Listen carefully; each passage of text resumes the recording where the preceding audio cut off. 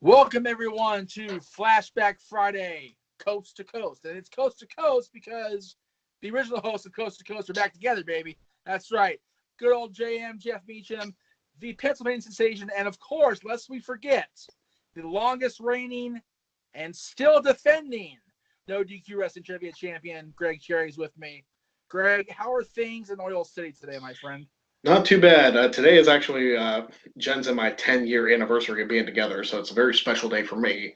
But this, as far as the my wrestling, gimmick, I was going to give you crap for doing this on your anniversary. I was going to give you crap for taking time at your anniversary to do a wrestling show.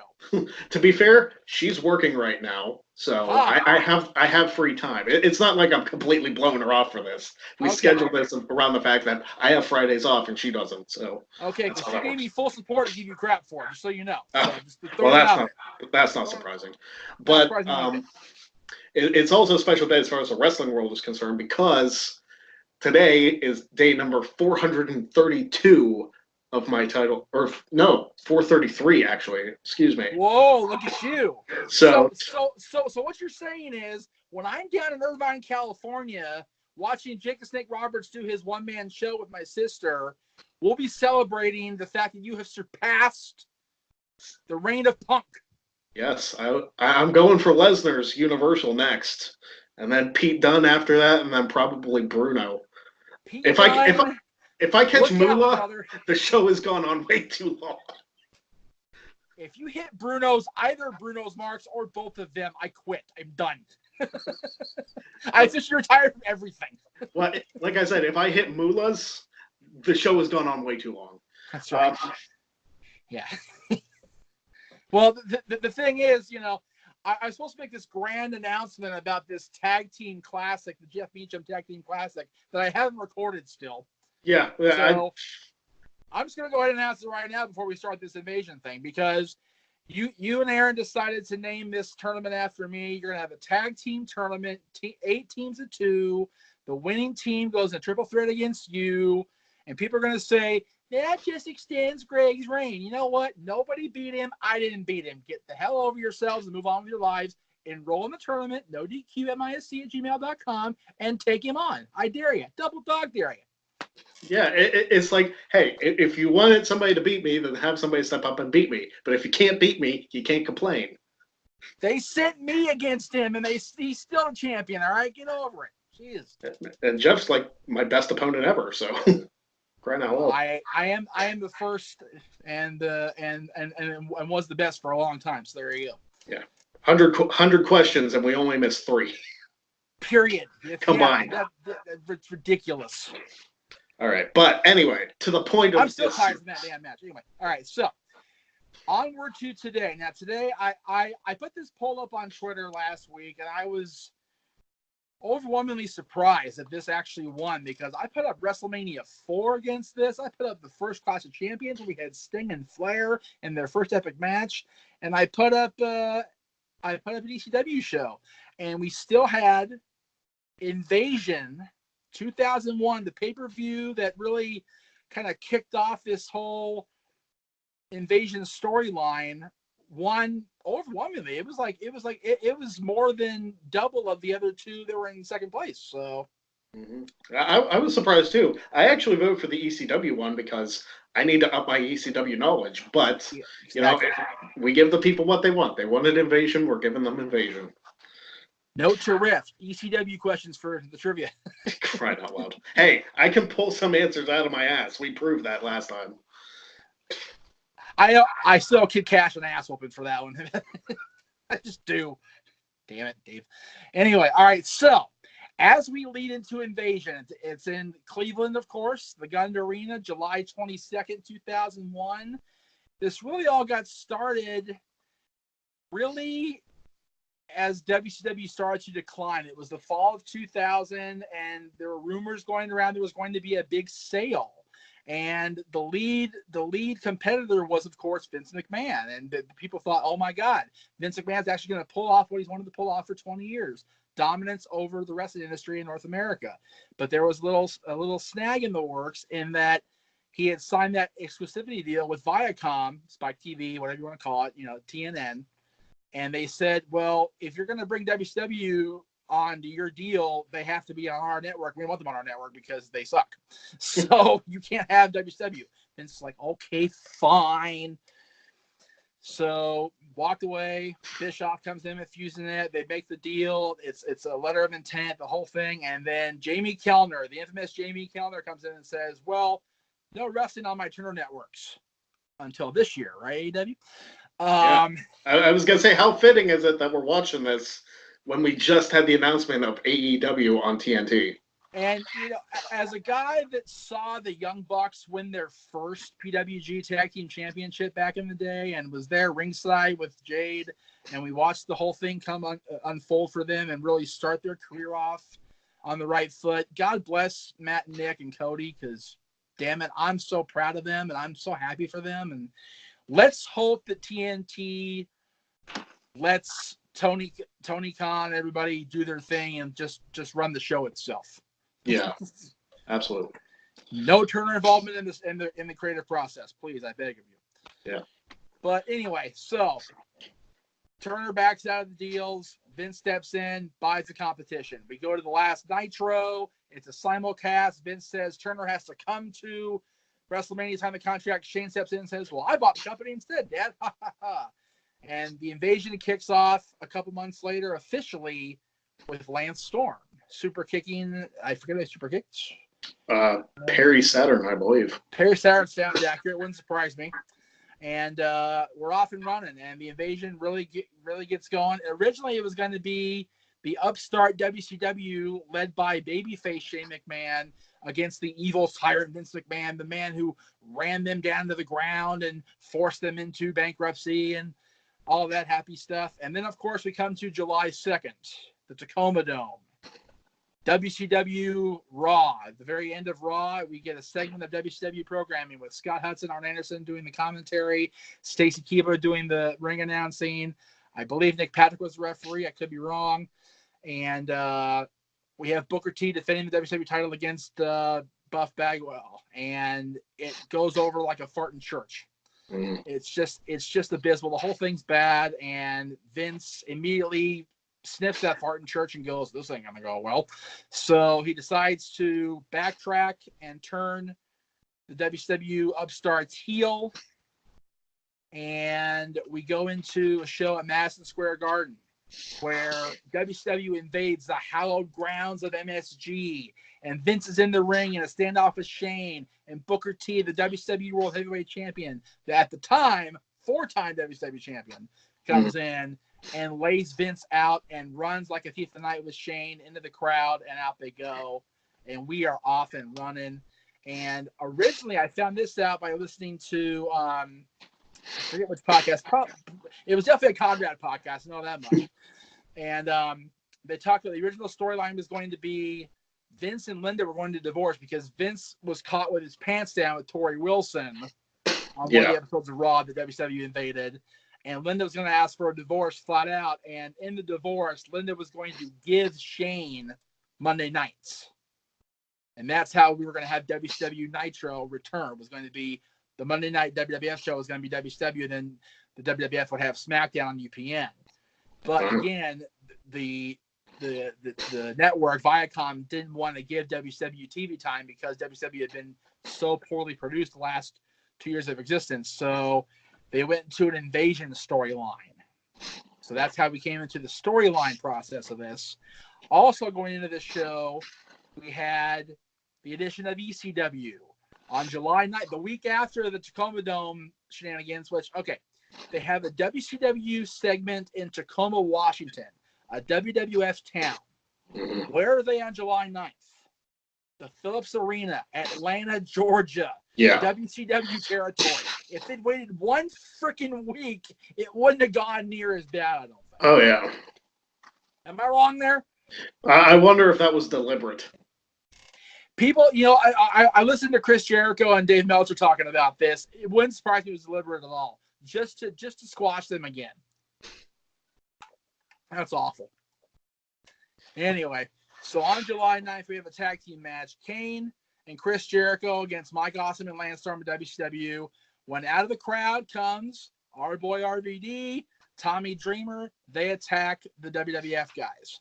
And here come the Dudleys, Taz, Just Incredible, Rhino, and Raven, all former ECW guys to help out the WWF guys. And they do that dramatic turn and face Kane and Jericho, and the ECW inclusion is on. Here comes Paul off the announce table. This invasion just got taken to the extreme. We have the big alliance at the end of the show. Stephanie McMahon introduces the owner of ECW. So rather than a WWF versus WCW and ECW battle, we have the McMahon family war again. And everybody's going, uh-oh. Yeah. We're in trouble. On top of all this, we have Stone Cold Steve Austin, who is in an identity crisis. He turns heel at WrestleMania, goes to Vince McMahon, becomes this intense juggernaut WWF champion, but in the process of Vince becoming depressed over the invasion, Stone Cold becomes a cookie-giving, gift-giving, kumbaya-singing ally of Vince. And again, that goes over like a fart in church with Vince. He demands the old Stone Cold return. Stone Cold tells him no. Seeks solace at the Friendly Tap. The world-famous Friendly Tap owned by Tim White. Who actually, I saw Tim White in Vegas when I was up there for my birthday. And, there you go. He's doing very well. He's still healthy. He's still working with the company. He was actually there with Becky Lynch when she was doing her appearance up there. So, did you ask him about that terrible gimmick he did with Josh Matthews? I didn't feel it was in good taste to talk about that nonsense, to be honest with you, because that was just to talk about a fart in church. It's awful. Hey, you know what? It got him over for a few months, so whatever. Good for him. So Stone Cold hears the speech from Freddie Blassie, gets motivated, comes back, kicks ass, and we go into Invasion with Team WWF versus the Coalition of WCW and ECW. And now, guys, I invite you to fire up the WWF Network. Wow, that's how old I am. The WWE Network. If you haven't done it already, fire up the WWE Network right now. Go to Invasion. It's in the WWE pay-per-view section. Cue it up. Make sure it's all ready to go. And while I wait for you guys to cue it up, I'll give you a few minutes. Greg, any last thoughts going in? How long has it since you watched this? Well, I used to watch it all the time because my dad bought the pay-per-view for me initially, and we recorded it on tape because, that's what you do when you get pay-per-view, so you can watch it again and not have to pay for it. Exactly. We bought the pay-per-view. I've watched it a few times since the initial airing. I have not watched the full event in many years. Okay. So, it's slowly coming back to me because, as a wrestling trivia guru like yourself, stuff starts to come back to you, especially when it's a big event like this. And I remember a couple of the matches, I was like, oh, crap, we're going to have to watch that again. Well, it's funny, we get to see Mick Foley referee twice, and he made a hell of a deal when you think about what he referees. So good for him. Yeah. But, especially for the second match he refereed. Second match, exactly. So the first match he referees. That's the match I was talking about. It's like, oh, crap, we're going to have to watch. Yeah, Meltzer kind of crapped on that one. I also, just for the benefit of those who actually enjoy this type of thing, I have the Meltzer ratings for these matches next to me here. I'll give them out at the end of each match and get Greg's thoughts, my thoughts, and how we think they're rated. Are they rated properly? Do we think they get a better score or worse score? We'll go from there. So, here we go. Everybody count down. Ready? 3, 2, 1, play. All right. I'm going to eat during the course of this because it's a 3-hour pay-per-view, so I'm going to. And for you, it's lunchtime, so there you go. Yeah, it is. Well, here we go. The world-famous WWF signature, the Attitude signature that we miss so much now compared to, what we have now is pretty good. Well, here we go. Classic government propaganda with FDR. Naturally. I hate war. I am against war, but I will declare war. Something like that. Yeah. Paul Heyman, who was fat then. Stephanie looks better now, I think. She still looks amazing. Oh, Stephanie absolutely does. In that awkward phase, in that awkward 99 phase, she was like, eh. But then she turned heel and then all of a sudden looked fantastic. When she turned heel and went, it's funny. The time that Triple H went off TV for the quad injury and when she first came back here, it was like Did Stephanie get hot? Like, I know she had the boob job, and that's whatever, but she actually, like, her overall appearance got super duper hot. So anyway, I'm on a tangent as usual when it comes to Stephanie. I'm a Stephanie mark. I know that won't give me favor with candy ass, but I don't care. I love her. Oh, the WCW logo, that horrible WCW logo. I might be a couple seconds ahead of you, but I did see it. But you know what? It beat the crap out of whatever that like goofy ass star thing was in the later years. That was atrocious, wasn't it? Oh my god! Like what is that supposed to be? Like, what ass had it Turner made that thing up? Like, seriously. I mean, it was very fitting considering the last years of WCW, but. Well, what's funny is when that logo debut was after the decline started, after the Finger Poke of Doom. Mm-hmm. There you go. PlayStation, damn, the old PlayStation logo. There you go. That's how long ago this was. Take it back, brother. Jesus. It might have been PS2 at the time though. It may have been. Bring It came out shortly after this, but it didn't include any of the WCW or ECW people. No, this is true. Because it came and here out. we had that invasion stage that almost cost just out your freaking neck. We'll see that later, kids. We'll see that, yeah. And also made for a hell of a bumper in the hardcore title match, too. That's the match I'm looking forward to. You know what? Anytime you see Jeff Hardy and RVD on a card, you know you're going to get classic stuff. Oh, yeah. The Gunner. Okay. For those of you that aren't watching, they're listening to us more than the audio on pay-per-view, you got JR and Michael Cole calling this show. God bless you guys for sitting 3 hours of this stuff. Because JR and Michael Cole, as both doing play-by-play, heavy stuff. Yeah. WWF New York in Times Square. See, the problem with this... Oh, there we go. I forgot they didn't really get an intro. They just kind of showed... Even on the biggest card of their lives, they still get an intro for their own stuff. Poor Storm. Awesome. He never got a break. If I can be serious for a minute without being interrupted. Without offbeat shenanigans. Mike Awesome, who's representing ECW here after leaving ECW under severe controversy 2 years prior. Or a year prior. And then Edge and Christian, who had been solid heels for the last year plus, are baby faces in this. Yeah. And Edge and Christian realize, hey, wait, the ramp isn't the way it is normally. Wait for it. Stanley Cup. Oh, wait, it's King of the Ring trophy. Just kidding. Yeah. They probably did that because they're Canadian. Of course they did. Edge told me that himself. No, I'm sorry. Christian told me that himself when I was in Vegas. He said it's the whole reason they did that is because it looked like a Stanley Cup. And Christian, he did like the whole Stanley Cup kiss before, like when he turned on Edge. That was a beautiful moment. Oh yeah. To this day, it's one of my favorite Christian moments. I always like Christian. I never got the whole thing of wearing the shirt that was maybe see-through, maybe not, that Christian and the Hardys both did. I never got that. Maybe they felt like it's like, hey, we're in decent enough shape, so you can see a little bit of it, but we're not that comfortable. Yeah, I wonder if Corbin would look good in something like that instead of his like Applebee's waiter gimmick. Well, apparently he's wearing t-shirt and jeans. We'll see if that translates to TV or not this week. Yeah, he tweeted about it. I saw it right before coming on here. We'll see what happens. Mike Awesome laying into Christian already. Jeez. And so much for that. Tagged Edge.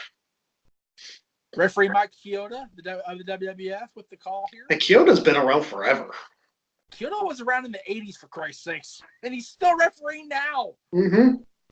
He's the lead official. Then again, Earl Hebner's in AEW, so what do we know? Hey, you know what? Earl's still working steady, and he's older than the Dead Sea, for crying out loud. Actually, since I mentioned it, happy birthday, Dave and Earl Hebner. It's their birthday today. There you go. Today's their birthday. That's right.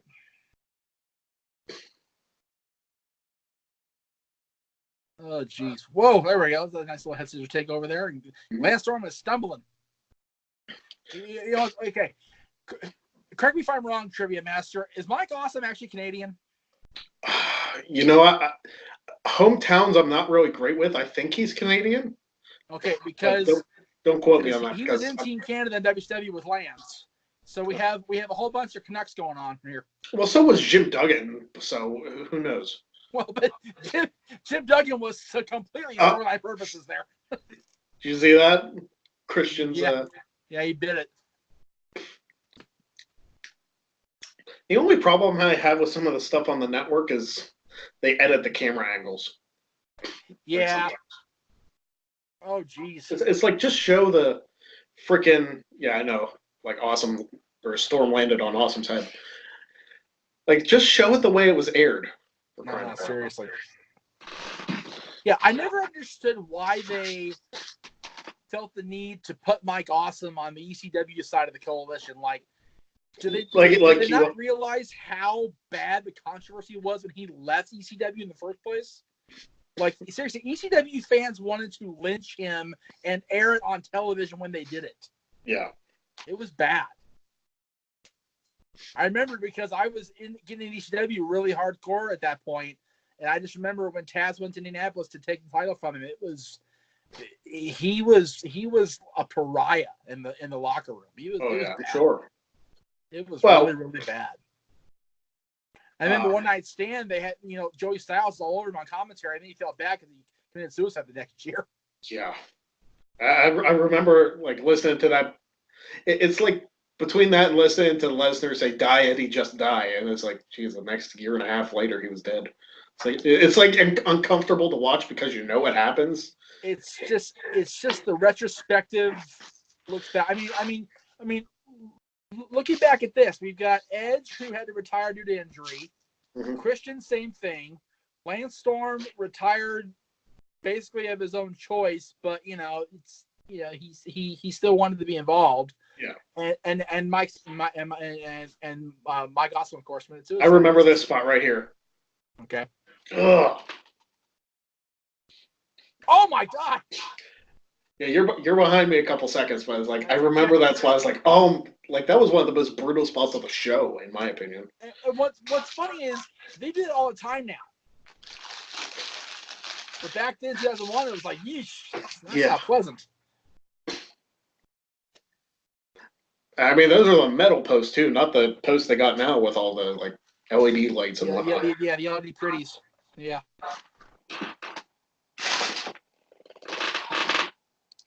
So what's for lunch today? Wendy's chicken sandwiches and a donut from Megan's Donut Shop. Wendy's, severely underrated everything. Severely overrated Twitter. Hey, you know what? Rachel got Wendy's to do the entire Scott Steiner promo one time. Did she really? I don't remember what she tweeted. I think it was Samoa Joe, like, talking to AJ Styles' wife, Wendy. And, like, she tweeted it at Wendy's.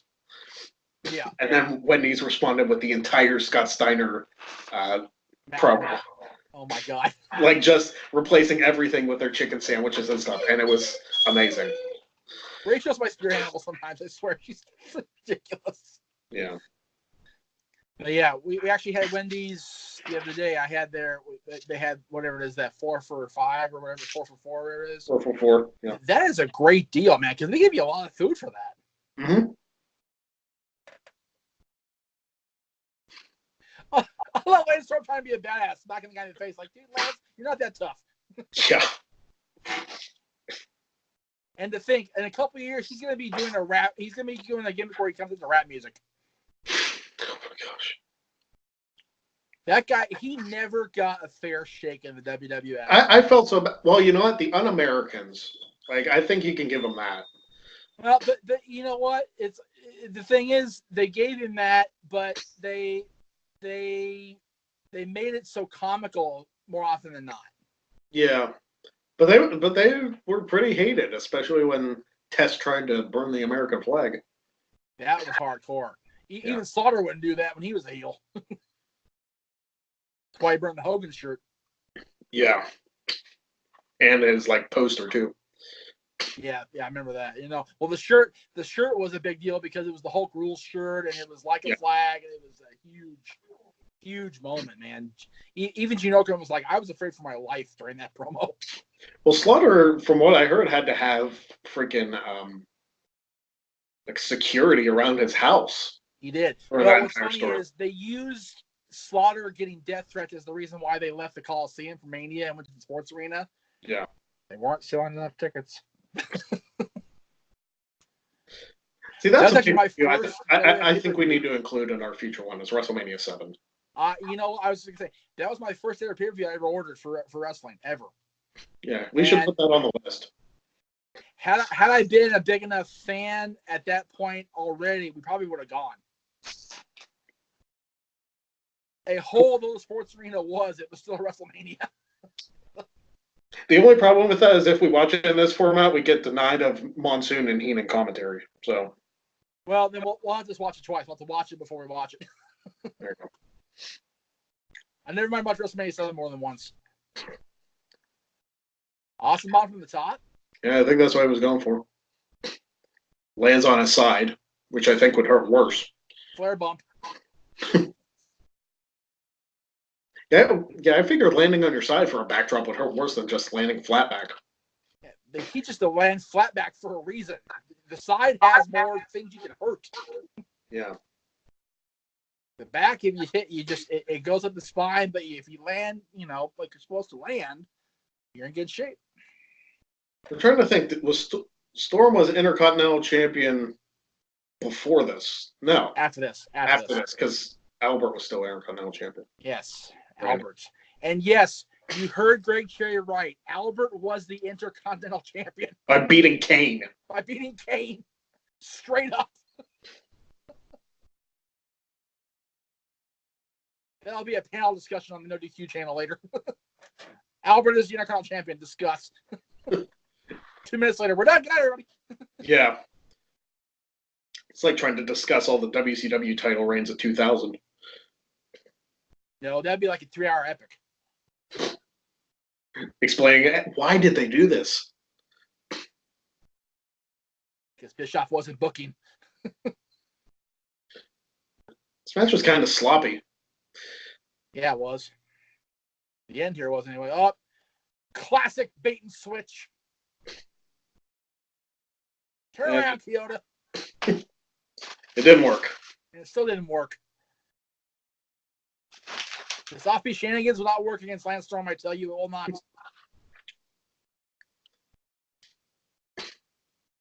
Were Lance and Mike tag team champions in WCW? I don't think so.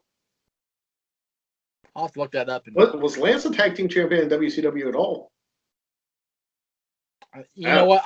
I know he was triple champion there for a while because I met him when he had 2 of those titles. Well, yeah, he was US, TV, and Hardcore. The shit title. Yeah, Saskatchewan Hardcore International title. There's a picture of me on my Facebook with the U.S. title with a Canadian sticker on it already. There you go. And the cruiserweight title that wasn't altered yet. Well, this event also doesn't include Sunday Night Heat, which that's true. It does not. Apparently counted towards the total of the night. Yeah, Chavo Guerrero defeated Sky Too Hotty, correct? Yeah. There we go. So there's Christian Spear, which was somehow better than Edge's spear that he did to Awesome. And there it is. There's the 3 count. So Edge and Christian kick off the night for the WWF in a good way. In theory. So Meltzer gave that whole shenanigans, is it 2.5 stars? Agree or disagree? That's fair. Yeah. I mean, it wasn't Steamboat Flair, but it wasn't the next match either. Yeah, we'll get there. I think this was more of a showing for Christian than it was for Edge. Edge was kind of sloppy in this match. Well, I think they knew they were going to build toward the ultimate turn there later on in the summer. Yeah. So they're probably just trying to build Christian up. I mean, the finish was good. Yeah, the finish was really good. And then, yeah, the promo of Vince doing the Edge and Christian thing and looking ridiculous because he always does. Because he is ridiculous because it's Vince. Yeah. You know, it's funny. When you talk about Stephanie aging well, neither one of these guys have aged well at all. Regal to some extent. course, you figure Regal's been wrestling since he was like, 3 months old. So this is true. Fighting since fetus. So Regal's got who here? Oh, Raven later. That's right. So he's wrestling Raven later. Mm-hmm.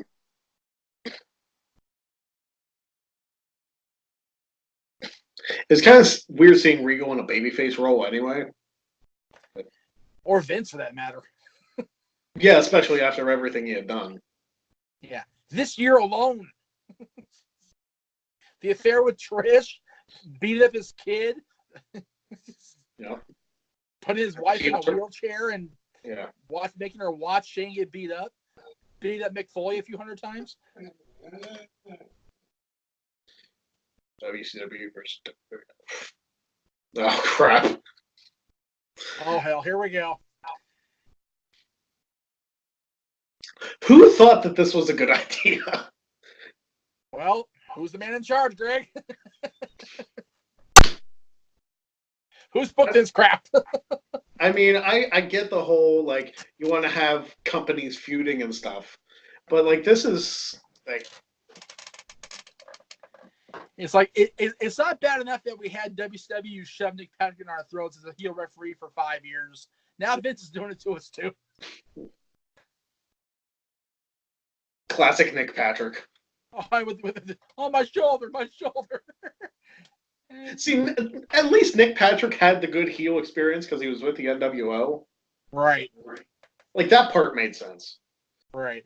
And he even did it past the Invasion, too. Yeah, when Earl did it in TNA, I was like, no, Earl, just stop now. You're too white meat. Knock that crap off. I can't believe they like showed some of those punches. It's like, wow, jeez. Trump punched better, and his punches were terrible. Hey, that's our Prezzo dang you're talking about. We're not getting into politics. We don't need that crap. No. Like, we'll be here all day.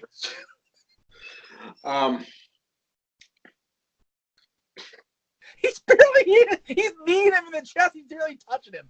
Good grief, Charlie Brown.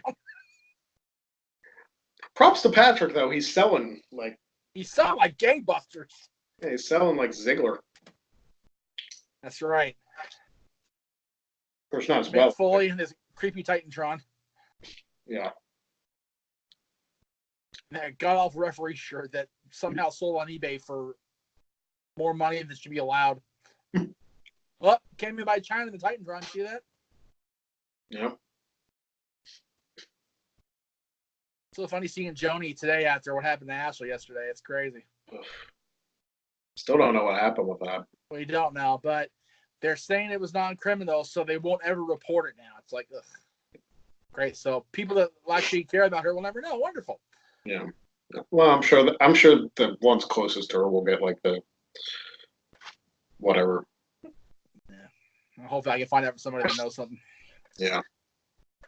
Mick Foley's out with his 2001 haircut. Not quite Cactus Jack long, but not quite 2000 Commissioner short. Yeah. I'm pretty sure my dog can try and open that door. Wouldn't surprise me. Nick Patrick, badass entrance.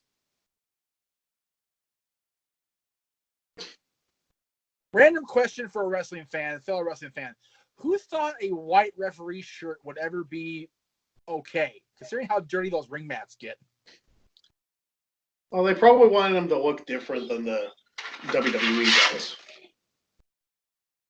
Right, but pure white just doesn't blend well to wrestling. Oh, it's like a referee polo. Oh. Yeah, it's like they look like they almost like they're going to a corporate meeting.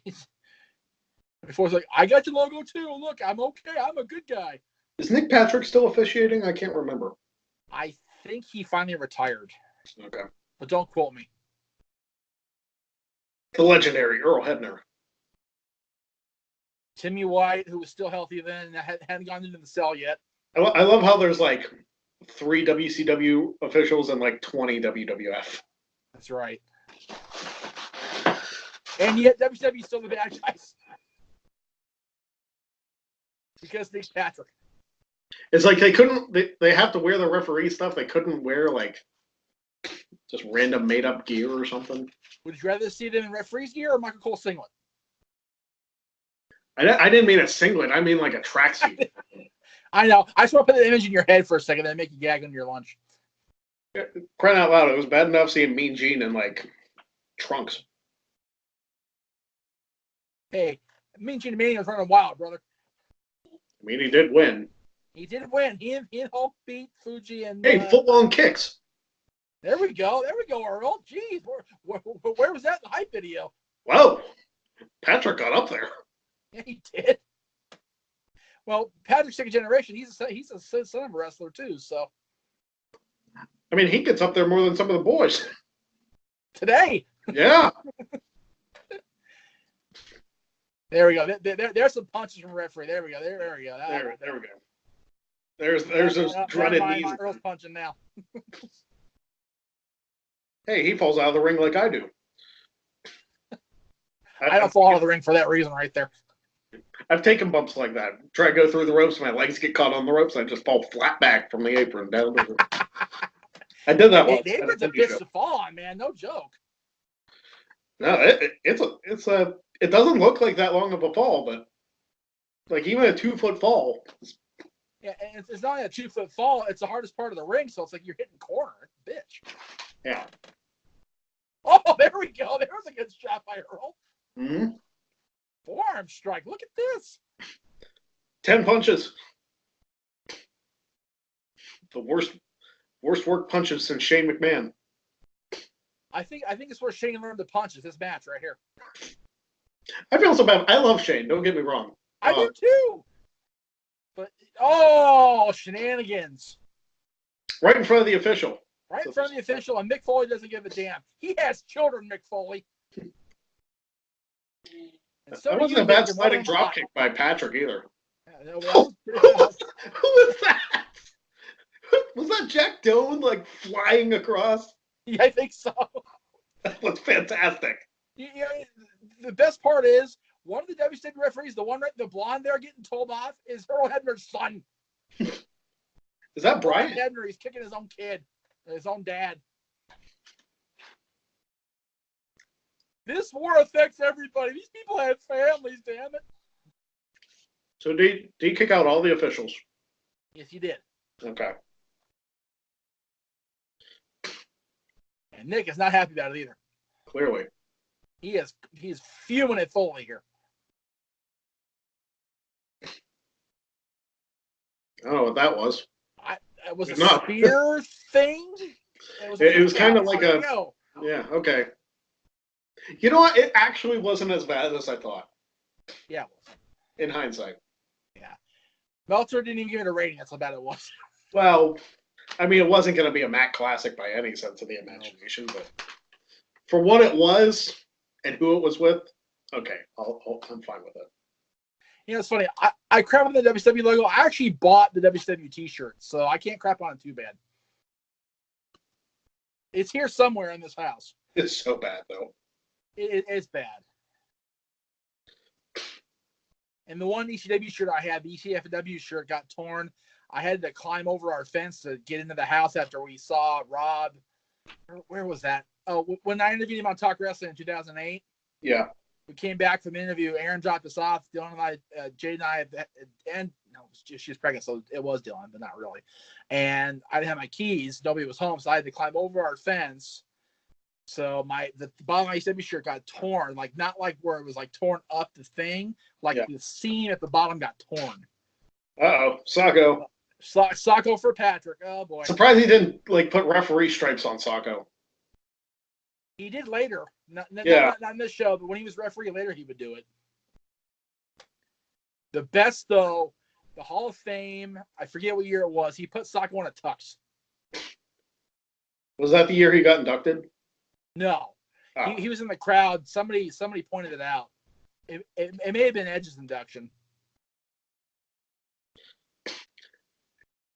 Bunch of guys fighting over a sock that was in somebody's mouth.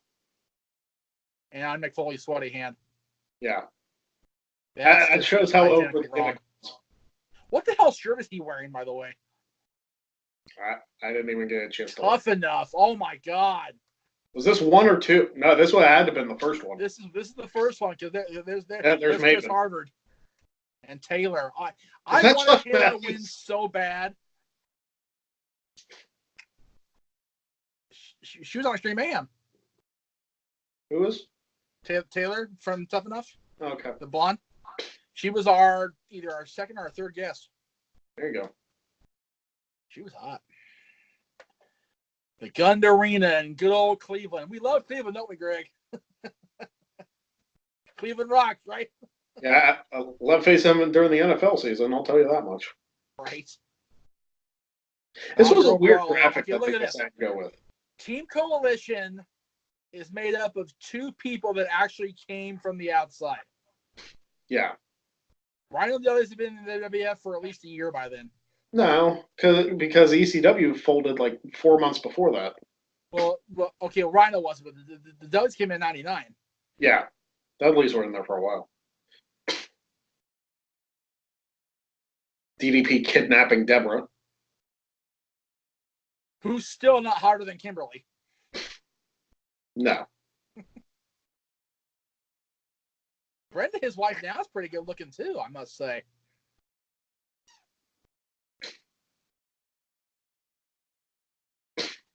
Stone Cold stealing cars. Yep. What a bump that driver took. Like, ugh, I'm going to hug the pole. I love the pole. It is my friend. Sarah. Deborah and her coffee fetish.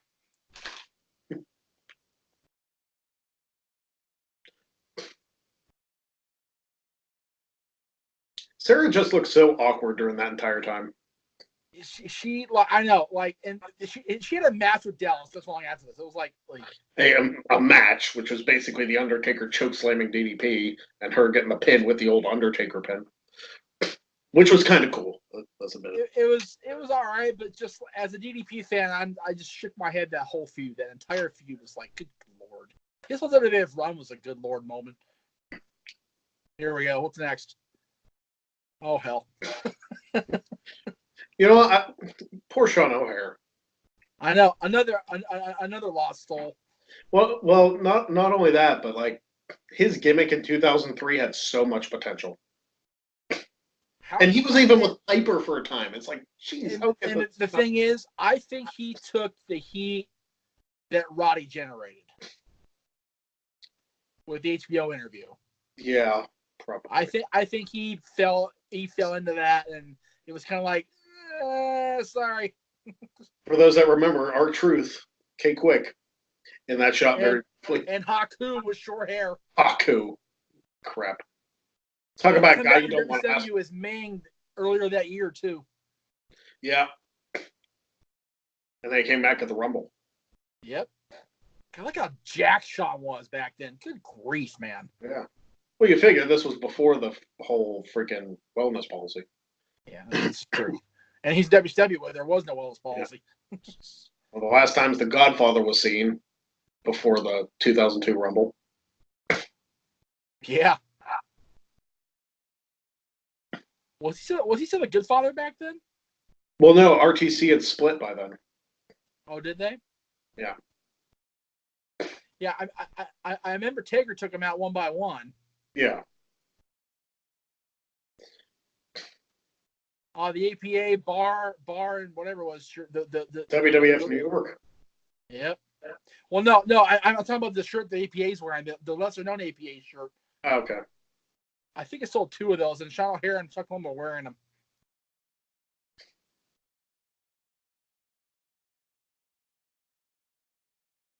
There you go. Slap Bradshaw's a good idea in any timeline.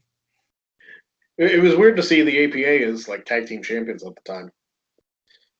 Yeah, so when you think about it, they were the top tag team that we had at the time. Yeah. It's crazy. Bradshaw with the Stan Hansen salute. Yep. All I need is then you're in good shape. Then you figure the tag team championships changed like hands about 6 times during the course of the storyline. Yeah, seriously. I was there for one of them. Which one? August 9th, 2001, SmackDown, where both titles changed hands. WCW and WWF the same night.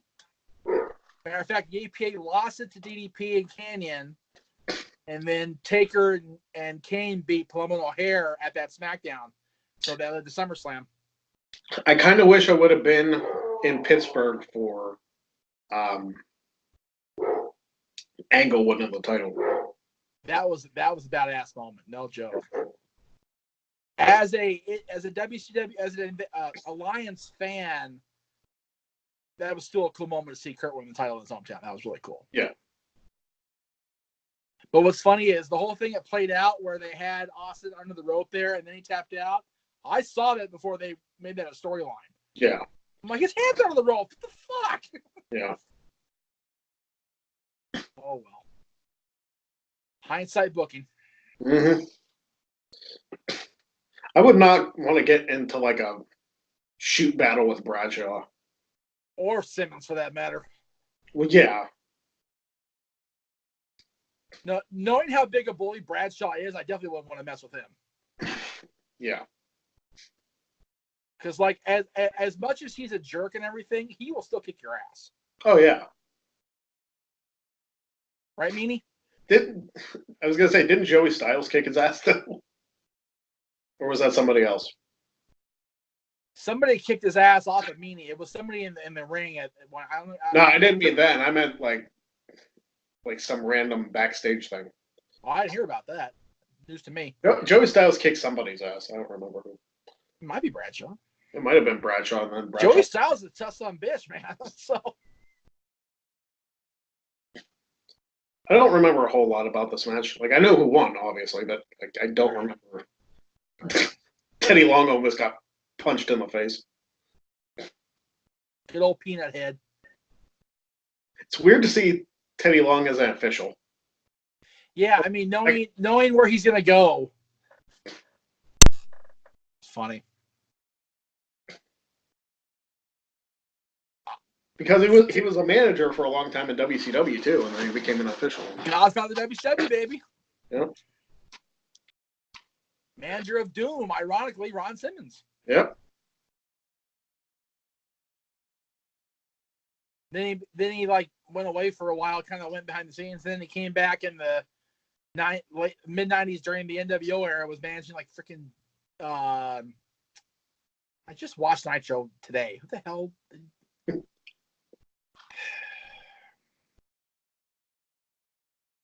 Big muscle bound guy that was in WWF for a long time as a jobber. Dwayne Gill. No, not muscle bound, not Dwayne Gill. I was being sarcastic. I don't know. Yeah, you were. Let's see here. I can find this out. I have the technology. Oh, Jim Powers. Oh, Jimmy Powers. Okay. Jimmy Powers. He managed Jim Powers. He managed Ice Train for a while, and then he got that feud with Nick Patrick when Nick Patrick was not with the NWO yet. Yeah. It was funny. One time when Cass was hosting Trivia Challenge, he asked which two people were in Fire and Ice. I was like, for some reason, he had like all the obscure trivia. I was like, I had a feeling I was going to get an Ice Train question today. I don't know why, but I don't know. Whatever happened to Ice Train? Anybody know? Somebody tweet me and let me know what happened to Ice Train. I'm begging you. Scott Norton's still wrestling, I think. He might be. There was a badass there, Scott Norton, man. Yeah. Good old Probably Flash. the most underrated member of the NWO there ever was. Mm-hmm. My opinion. There's a kick to the face. Jeez, yeah. I just saw it, so yeah. Hey, the travesty. That was Fame's finisher. Oh, wow, okay. Didn't get Bradshaw, though. Did not beat Bradshaw on this day. Nope. Funny Chuck Palumbo story. I'm pretty sure I told you the story in private. So at that SmackDown where they lost the tag titles, Undertaker and Kane. Yeah. I'm third row from the ring on the ramp. Like the end of my row is against the ramp. My party's against the ramp, right? Yeah. I am just heckling Chuck Palumbo. Like, I am just riding him like a cheap whore in LA, man. I'm just all over this guy, all right? All of a sudden, this big, just gargantuan man, if you want to call him a man, more like a mountain, stands up, turns around and gives me the stink eye, and he looks like Palumbo. It's Palumbo's brother. I sat down in my little seat as much as I could get small in my 200-pound frame. I'm sorry. And didn't say a word until the match was over. That dude put the fear of God in me, I'll tell you what, because he was as big as Chuck was. I bet. Chuck Palumbo's not a small dude either. No, he's not. But his brother was like Sean O'Hare big. And taller than both of them. Jeez. How'd he not get huge?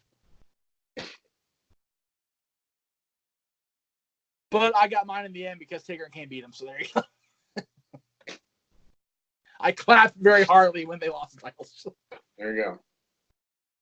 And what, Page and Canyon won the WWF titles or something? Yes, from the APA, thanks to Test. They didn't believe Test that he wasn't a turncoat, so he turned anyway. Yeah. He pulled a Sting, except he wasn't as big as Sting because, well, it was Test. Yeah. Another lost soul. I'm sure with this pay-per-view being 18 years ago, there's going to be a lot of that. Maybe not as much as you think, but Actually, I think Test is on this card. I don't think so. No, he's not. Just kidding.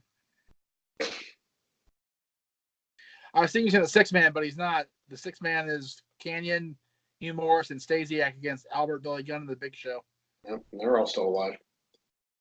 What's that? They're all still alive. Canyon's not. Oh, Canyon. I forgot about Canyon. Crap. Who better than Canyon?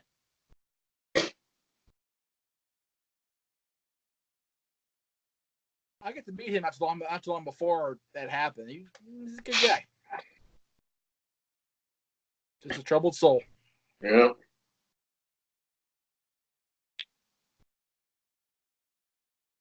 You know what? I know that Palumbo was jumping up in the air and helping him slam him, but that's a big dude Bradshaw slam him. Yeah. And he's just carrying him. Oh, never mind, he was. Yeah. The camera angle on that was pretty bad because, yeah, like that kick could have looked a lot worse. What the hell was that? I don't know. Not that effective. Who approved that spot? That was dangerous. Palumbo missed by a mile. Oh, jeez. Yeah, he did. And Bradshaw did not. Bradshaw did not. Good night, kids. Good night, sweet prince. Pretty sure all right, so Meltzer gave that match 1 star, and I think that was generous. Yeah. That wasn't all that good.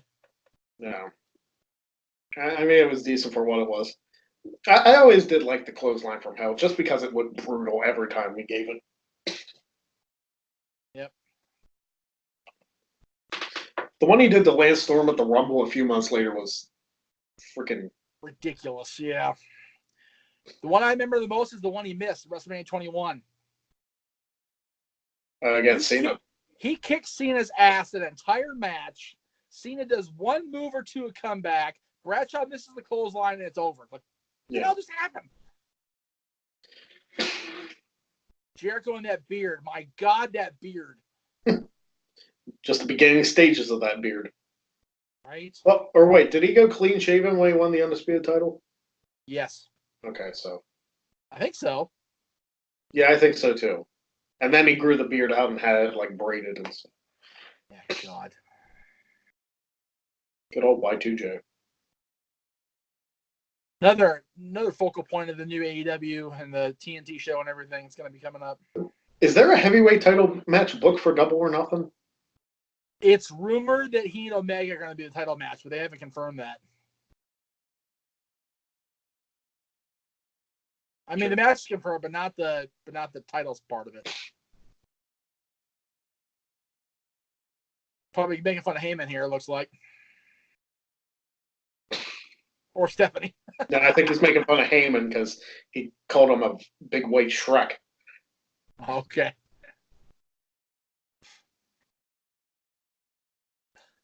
Vince's face is great in this promo. Yep. He's contemplating everything Jericho's saying with great reverence.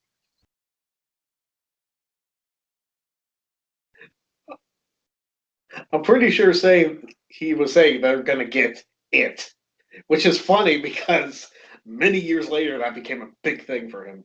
Yes. Again. They're doing me again together. I love it. It's fantastic.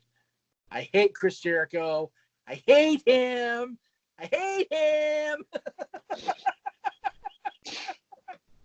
Shane's like, can I just talk? Love Shane. Like, shut the hell up, bitch. Seriously, let me talk.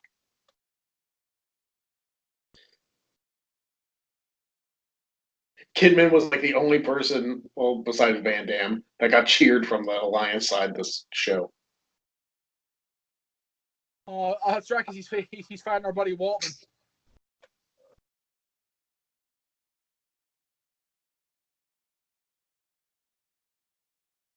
People ask me why I wear a hat on everything all the time. Paul Heyman is why, because we had the same hair pattern. Yeah. I have for years. It ain't pretty under here, kids. You dealing with the X Factor. Oh my God, the Uncle Cracker song. Good grief. Although not on the network. The network is edited. X Factor, he and A-Train, that's it. Or Albert, whatever. Yeah. X-Pac. The WWF Light Heavyweight title. The oft-forgotten Light Heavyweight title. Was Justin still in this, like, in the video package, or did he turn? It might just be X-Pac and... Oh, yeah, it's just X-Pac and Albert at that point. Yeah, because Justin had joined the Alliance on that fateful night in Phillips Arena. Yeah.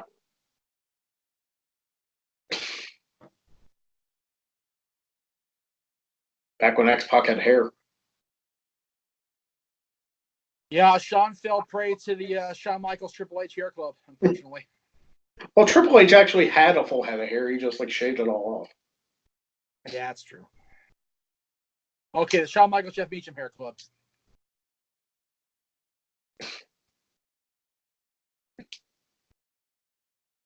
Kidman. Even Kidman looks pretty jacked. Yeah. Back when the cruiserweight weight limit was like 230 pounds or something. I want to say 220. 220 or 230, one of them. Yeah, now it's 205 live, and it matters. With all due respect to my people on the No DQ panel. No, Sean, the belts aren't on the line. Put the belt down, Sean. You'll have them both later. It's fine. So will Billy. So will Tajiri. And then Sean will break his neck again, and that'll be the end of that. Yep.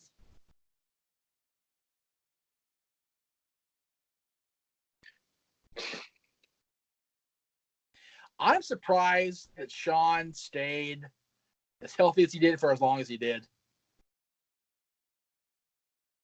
Even with 2 major neck surgeries, he still stayed pretty healthy for a while. Yeah.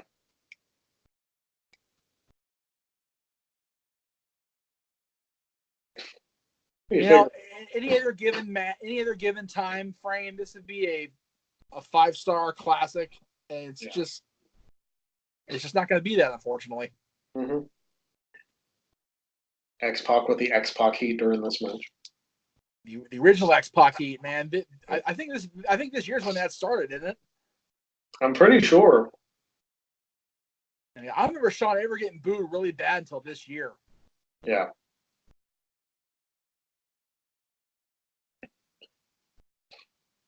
Because it was post DX and everybody hated the Uncle Cracker song. God. Kidman acting like the babyface. Yeah. Which they might have done intentionally.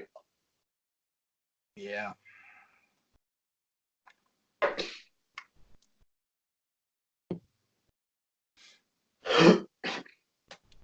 Well, it's funny. Even though the WWF was supposed to be babyfaces in this whole thing, he was the only member of the WWF that constantly got the heat. Yeah.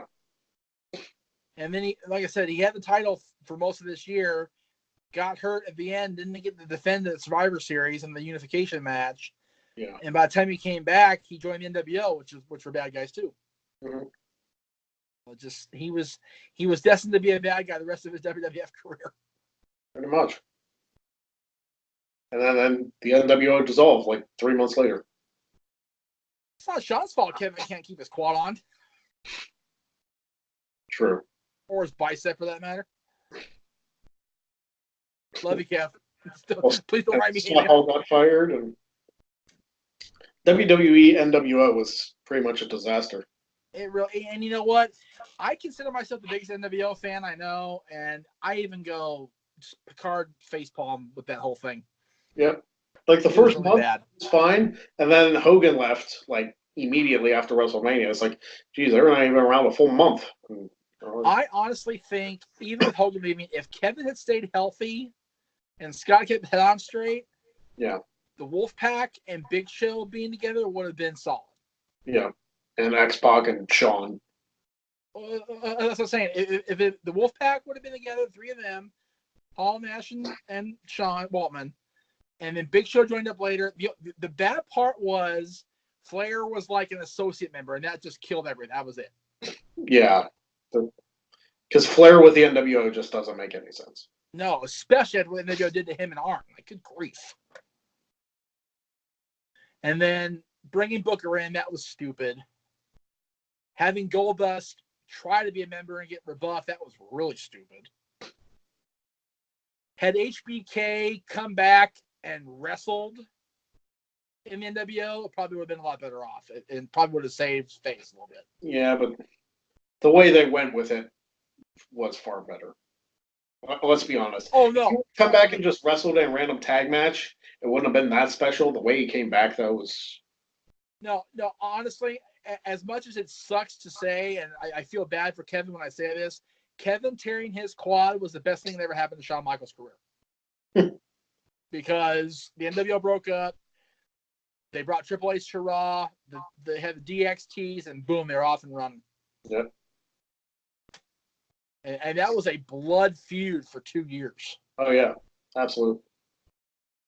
It's one of the best feuds I've ever seen, period. And, you know, people crap on the Click, but you can't argue with what they produced. Meanwhile, Kidman and X-Pac wrestling. Yeah. I was about to say, as Kidman puts a sleeper hold on X-Pac. Most likely put a sleeper hold on this match because it's just ridiculous. Yeah. How long is this match anyway? Oh my God, we still got a while to go here. It's not a knock on the athletes because both Pac and Kidman are good. Yeah, they are. But it's just like, for some reason, this match didn't work. No, and there's just. I don't think Pac ever hit that move. I don't think he did either. It's like Flair off the top. If it happens, people freak out. Yeah. Betsy, what are you doing? Sorry, dog's chewing on herself. No, it's okay. Dead air. Oh, there we go. There's the BK bomb. You couldn't really think of a better name than that. The BK bomb. It's like, sure, I'll do the GC bomb. That wasn't Vince's booking. I'll tell you that much. Yeah. Then again, the cherry bomb is a sweet name for a move. Cherry bomb would be an ideal power, dude. If you could hit a power bomb, there you go. Yep. Feet on the ropes. Oh, come on, Pac. You're better than that. You're a babyface, Sean. Apparently not during this match. I guess not. I wonder if they knew. Hey, kind of an X Factor. Oh, there we go. Yeah, it's kind of he X Factor X-Pac. Yep. Didn't work. Durag is still on somehow. Nah, I think it fell off. There it goes. It's off. The only thing, like, Kidman could do a good shooting star press, but it always made me nervous. Yeah. Oh, there's an X Factor. Shit, Yep. That was a good one. And he still got out of it. Jesus.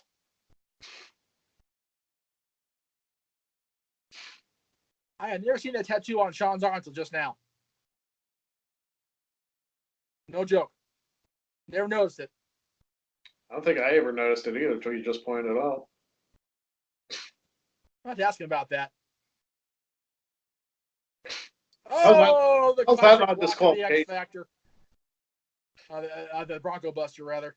How's that not DQ? He kicked him right in the nuts. Well, he was just protecting himself. It was a block. It wasn't an offensive move. See, that was a good one. That was a good one. Now, I get nervous every time I see that move because after watching Brock do what he did, every time I see that move, I get nervous now. Well, yeah, I don't blame you. Well, there was one time I saw Kidman in WCW go for it, and he got caught up in the ropes on his way down. Oh, shit. I think I remember that. Because the way he does it, he, like, turns to the side. It's not like a... Straight up, yeah. All right, so Meltzer gave that only 2 stars. 2 stars? Yeah. It's fine.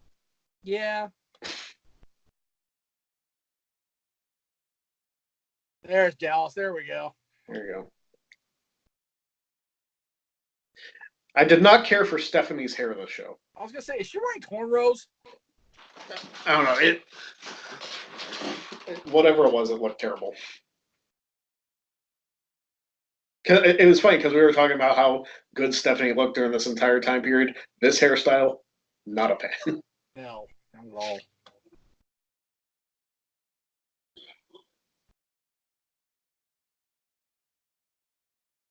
We need Dallas to be intense more than this damn stalking Sarah bullshit. Yeah, well, it was between that and freaking doing the. That's not a bad thing. That's a good thing. Yeah, I didn't mind that so much either. And there we got Turtles filling herself up. Yep. Nothing wrong with that. Happy anniversary to Jen, by the way.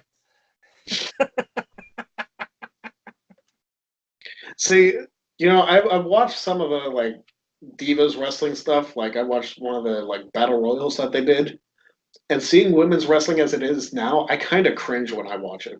It's awful. Anything It's prior to like 2012, you just like, oh, God. Like I know this match isn't going to be anything. Sure, they're 4 beautiful women, but it's like at the same point, Trish and Lita are better than that in the ring. It's a tag team bra and panties match. It is what it is. Yeah. There we go. There we go, Raven. There we go. That shirt I have, by the way, the ECW shirt.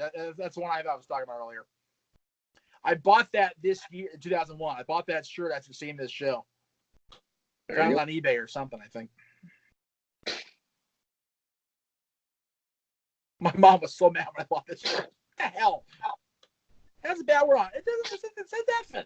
Was there a reason they couldn't call it the Even Flow DDT in WWE? They just call it the Raven Effect? Probably something to do with copyright. The word Even Flow probably belonged to somebody or something. Like, I know it was a Pearl Jam song. I guess maybe Charlie didn't give a shit.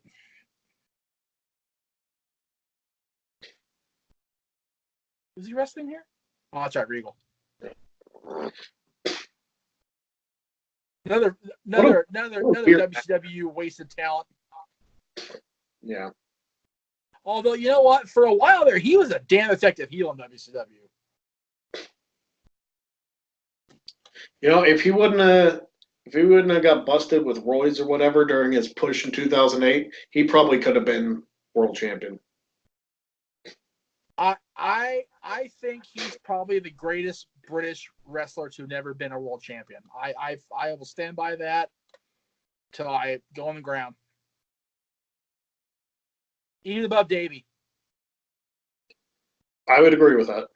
Because Bulldog was more of a power guy. Right. He wasn't. Regal was just a solid technical wrestler. He could wrestle anybody and make everybody look good. Except Goldberg.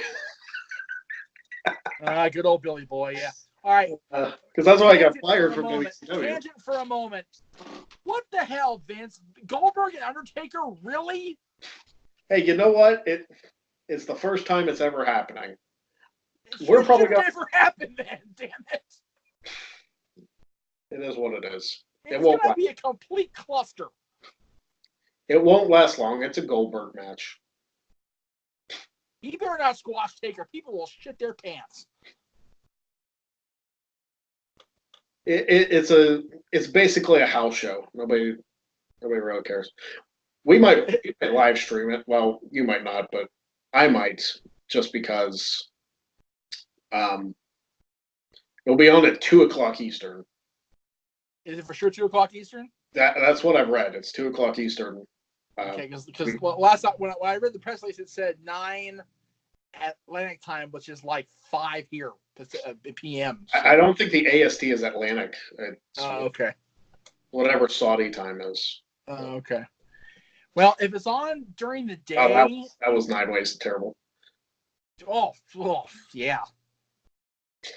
If it's on at a time where I can live stream it with you and not interfere with picking up Dylan, I might do it. I think it might go over because, yeah, I don't know if you'll be able to join me for that one. Well, I'll have to miss it, darn it. But I might live stream it, try and make some money. Right. Somebody should. It'd be like, hey, it's like you're not gonna get spins today, but if you want to send me stuff, that's right. I'll do it. This is such a weird match. Like the styles in this are so completely different. What the hell kind of drop kick was that? That's why Raven never did sliding drop kicks, I guess. Scotty the Body, that wasn't. Good Lord. Get together, Johnny Polo.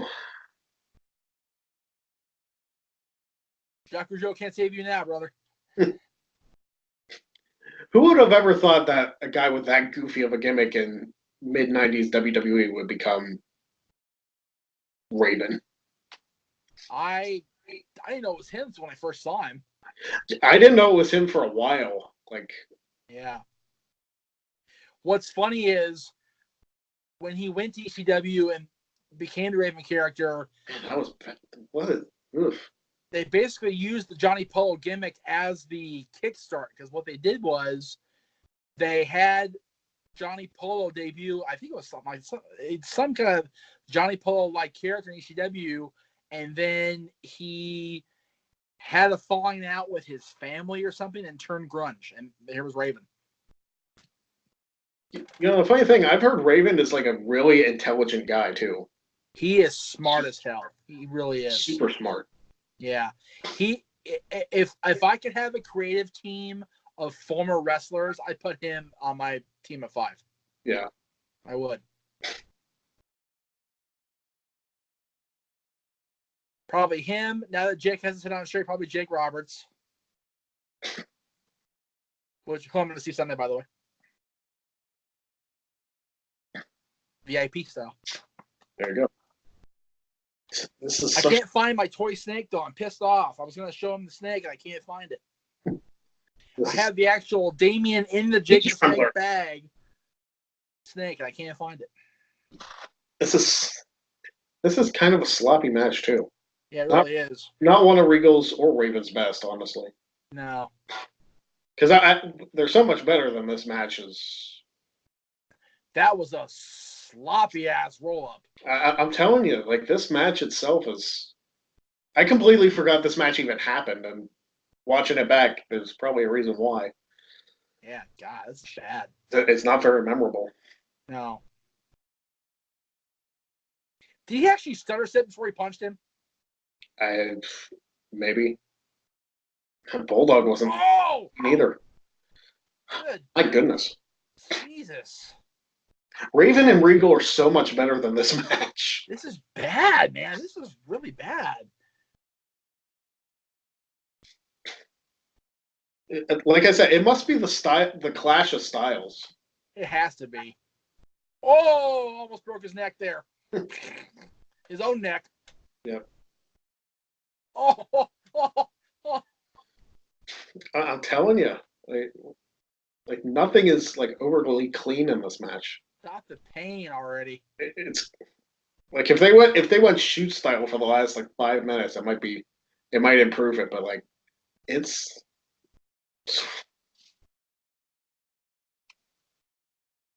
I don't know if that was like My. Is that Chad Patton? It might be. He was refereeing that long ago? Damn. Chad Patton's been around for a long time. Oh, he was around that long. Damn. Like there's a lot of longevity being an official in WWE. Yes, so. Oh, DDT? Nope.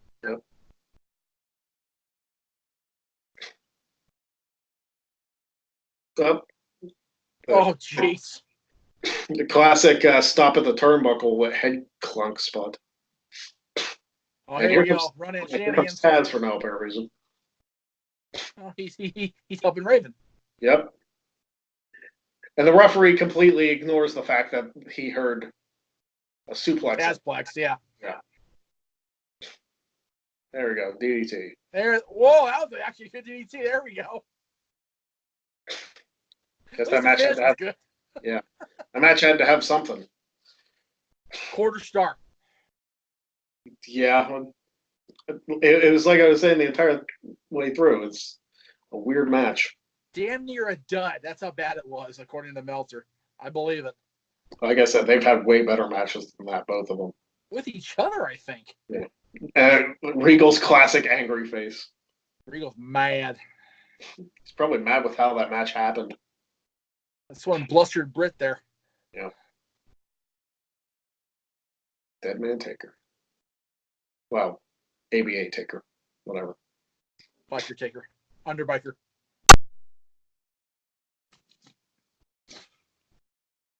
Sarah just looks so out of place. Love our Taker looking at Vince like, bitch, who are you talking to? You're like, I've been here forever. Kane's like, don't make me a dentist again. He's like, please leave my mask on. At least till I can put it on and choke slam somebody when I'm there. That was ridiculous. You saw that? It was so good though. Like if all politics was like that, I would enjoy politics. You gotta have a sense of humor when you're in office. Otherwise, you know what? Glenn's doing good things down there, so whatever works for him, you know. Vince said something. There, that's enough of that shit.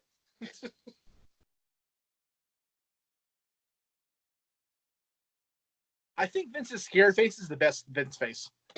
Yeah. Abs apple bobbing. Oh, guys, turned on. Look out. Look out. Good grief. Oh, crap. Here we go, the sixth man. Just so you know in advance, I'm not kidding, 4.5 minutes. Honestly, that's longer than I thought it was. The worst Big Show shirt ever. Yeah. Definitely not PG. No.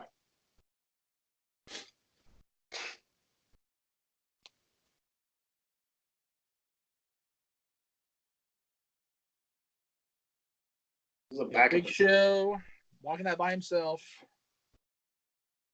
Big team match. Big all over. Yeah, wow. Definitely not a PG shirt whatsoever. Nope.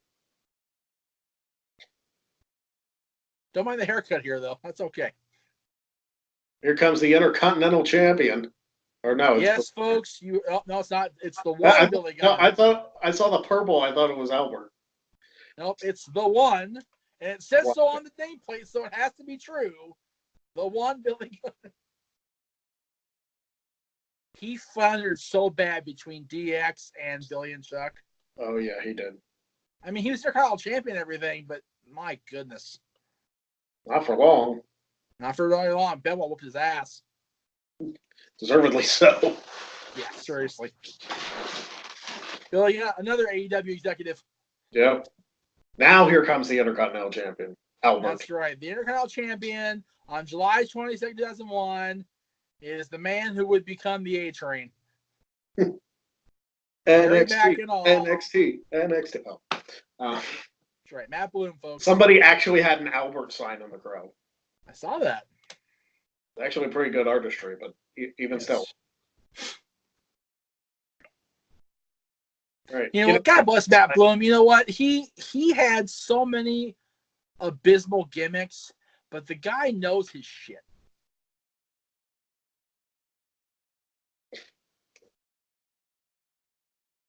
Team Coalition now coming out together. All WCW guys, though.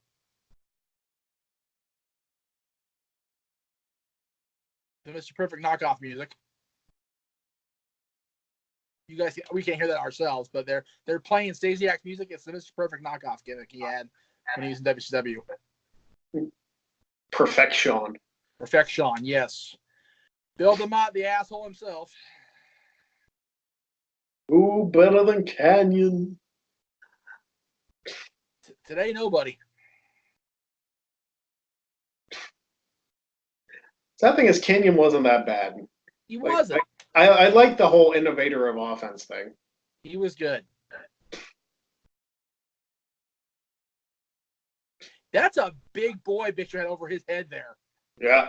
That was Bill DeMott up in the air, man. That was crazy. Yeah. That shows you just how strong Paul White is. Mm-hmm. I don't care how fake the stuff is. You're press slamming a 350-pound guy over your head. You're stronger than me, damn it. Yeah. It's like, I don't care if he posts or whatever. You still have to be able to hold him up there. Yeah. Those are awful tights for Billy, too. My goodness. There was nothing good about the one gimmick. Yeah, no.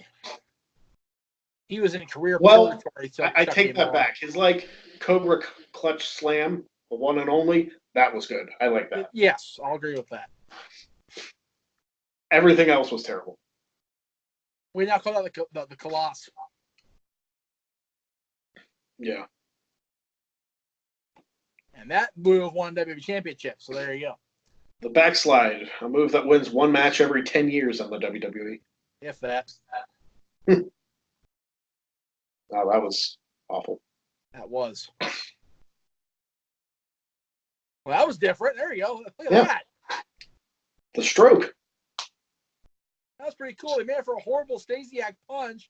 Did a Russian neck break. What do they call that? Russian leg sweep into the stroke. Russian leg sweep into a stroke. That was crazy. The heck is Mecca? He was the Mecca of manhood. Oh, jeez. Hey, he had Stacy in the last Nitro, so I'm glad you can put a WCW 2000 pay-per-views on that list. There's a reason for that.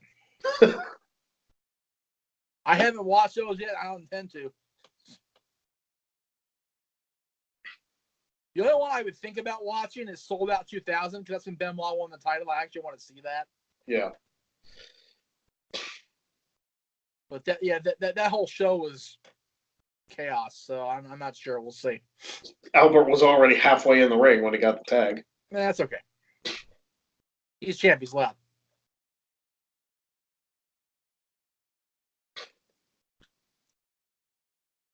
Did Bill DeMott just stop Albert with his forearm, not hit him?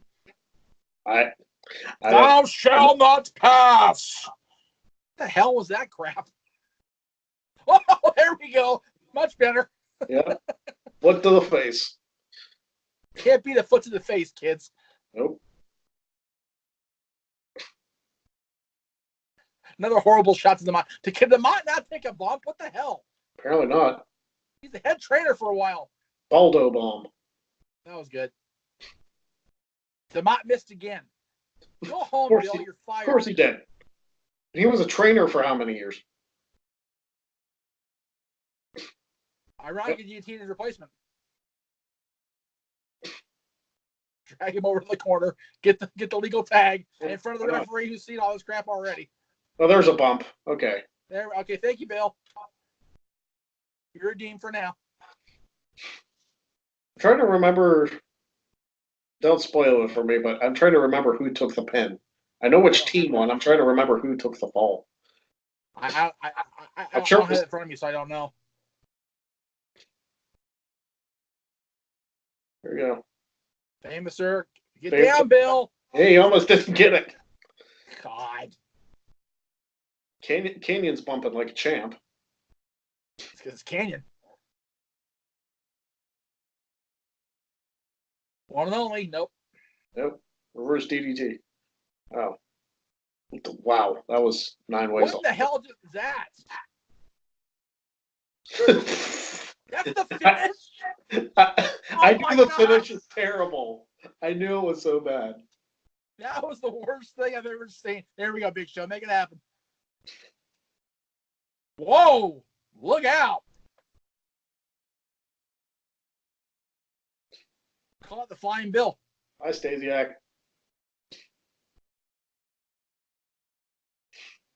Did they give Canyon that goofy ass reverse powerbomb thing?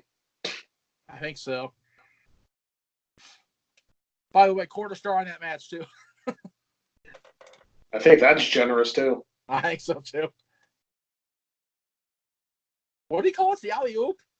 The alley-oop, I think. He didn't use it for very long, thankfully. No, I can see why. Yeah. Whoever thought, it's like, hey, I have this idea for a power bomb, like, and you throw them over your head.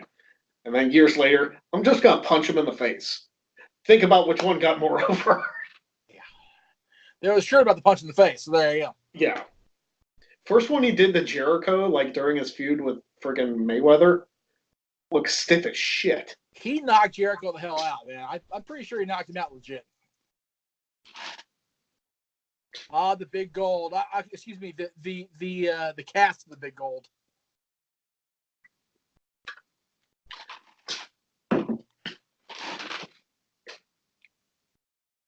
Speaking of bad hair.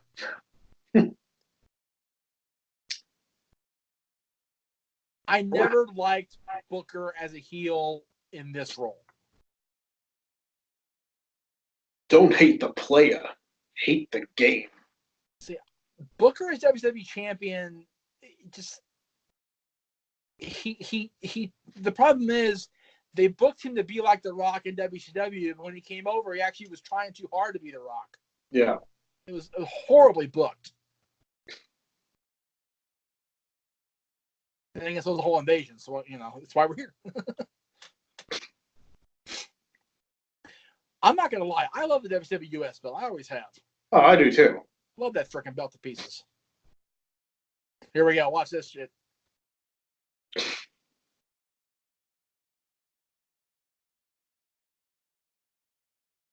Remember, I brought you here. Remember, get an opportunity. I want you to go out there. I want you to beat Taz's ass and do it for the WWF. Beat that miserable little toe rag Taz. That's right, miserable toe rag. Thank you.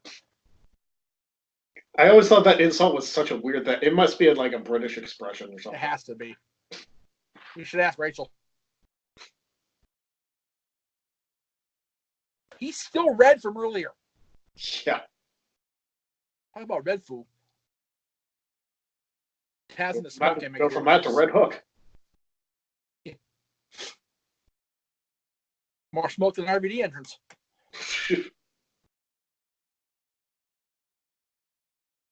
Which is next, actually, after this. Yeah. Well, that's good. After that. Oh, my God. The main event's a half hour by itself. I just read that. Good Lord. Jeez. Well, what? We got the women's match in between the hardcore title and the main event, right? Right. Okay. I like that gear for Taz. Yeah, I agree. Like, it was better than, like, the singlet he had. I just thought that gear was badass for him. Well, I like the singlet when he was actually the badass UFC-style fighter in ECW. Mm-hmm. But when they brought me to the WWF, it was like, it didn't work. Yeah. He was entertaining on commentary, though. I'll give him that. He and Cole are probably my favorite SmackDown team to this day. Cole and Taz work so well together. They really did. Like, everybody gives Michael Cole a bunch of crap for how he commentates on Raw now. Watch his stuff with SmackDown, or I guess listen to it rather, because it's commentary. Listen to his stuff with Taz on SmackDown, and even JBL, like the first run. Yeah. It's solid. Yeah. Cole and JBL did really well together during JBL's first run. When he first retired and went to One Night Stand, kept the promo, and then he joined the commentary team that week. Yeah. He did really, really well. And, at the time he wasn't, he had never done that before. He wasn't ready for that. Right. God. Like that, sorry. Yeah, I agree. I got caught up in that too. I mean, that was a thing of beauty by Taz. It really was. Like that suplex. Of course, he's a human suplex machine, so naturally. Right. Yeah, I regret now, looking back, I regret making fun of him and getting blocked by him because he's entertaining as hell and he's so knowledgeable about the business. Oh, absolutely. But, I defended Joey Ryan when he was on TNA and Taz didn't like it, so I called him Oompa Loompa. The only person I think I've ever been knowingly blocked from was Josh Matthews. Me too. I think it was like shortly after you got blocked by him too. Like I started getting on his case. I earned that Josh Matthews block. I am proud of that block because he's a douchebag. It's like I don't care. Like I'm not gonna complain about it. It's whatever. No, he is easily one of the biggest jerks I've ever met in wrestling. How the heck did he get with Madison Rayne? I don't. Love is blind, dude. I'm telling you. It must be. And deaf and dumb for that matter. If you got to deal with Chuck Hayes on a weekly basis. Why don't I watch Impact? Yeah. Then I can't find the damn channel. Man, it changes every 6 months. I know. I actually downloaded Twitch to watch it on Saturday. I'm busy Saturday. I can bring my niece Saturday. I got better things to do.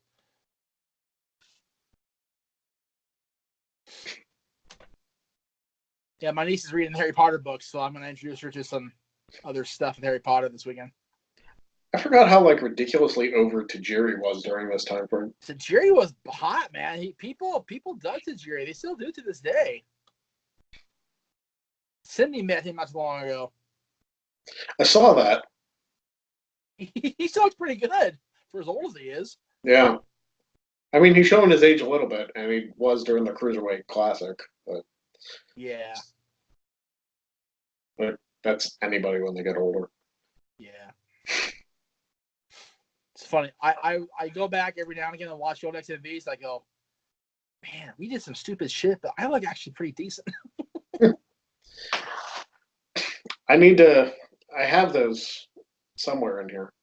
That was a sweet Alabama Slam. This match was actually probably one of the better ones on the show, honestly. Yeah.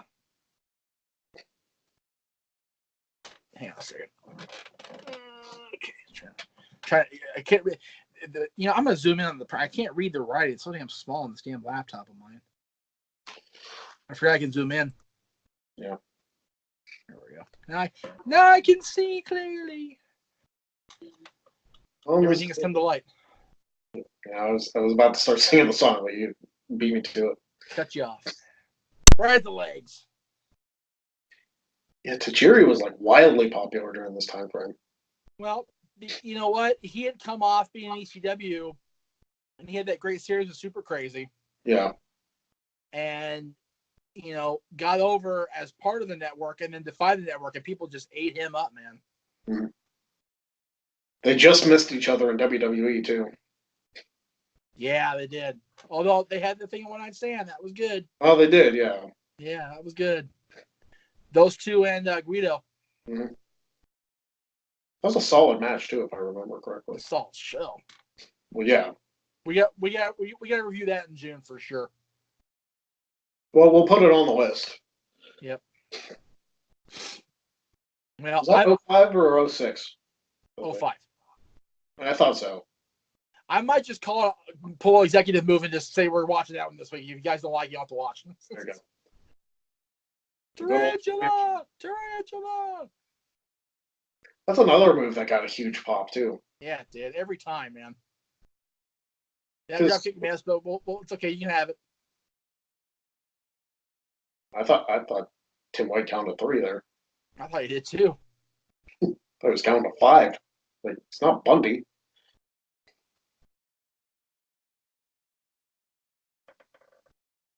Sorry.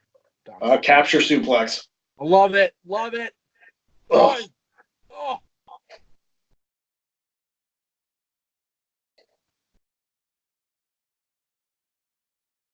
Can you imagine the series he and Kirk could have had if they both stayed healthy? Oh, there we go. That wasn't pretty. Neither was that. How's the ref not see It's like, hey, why is Taz's face green all of a sudden? Well, the orange mixed in with the black, it became green. I don't think that's how colors work. Well, it does in the WWF world. Apparently. If I hide my mouth, they can't see it. All Taz's face. Yeah. Otherwise, it's all over Taz's hands and face. There we go. All right. This is good shit here already. See again, the freaking see-through shirt. What the hell, people? Well, Matt wasn't even working the show that night. Oh, he is for a second here. It's probably one of Jeff Hardy's best singles matches. This one. I agree with that. Wow! Good night. All right, the Tiger gear. I forgot you wore the Tiger gear in this match. This one, Van Dam was more of like a badass than he was like the whole Way like. back, yeah. Mm-hmm.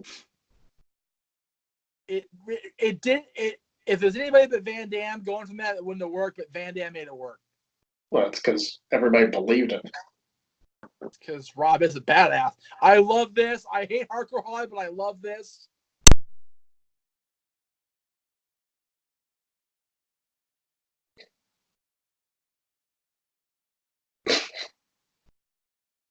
Easy, Bob. It's okay.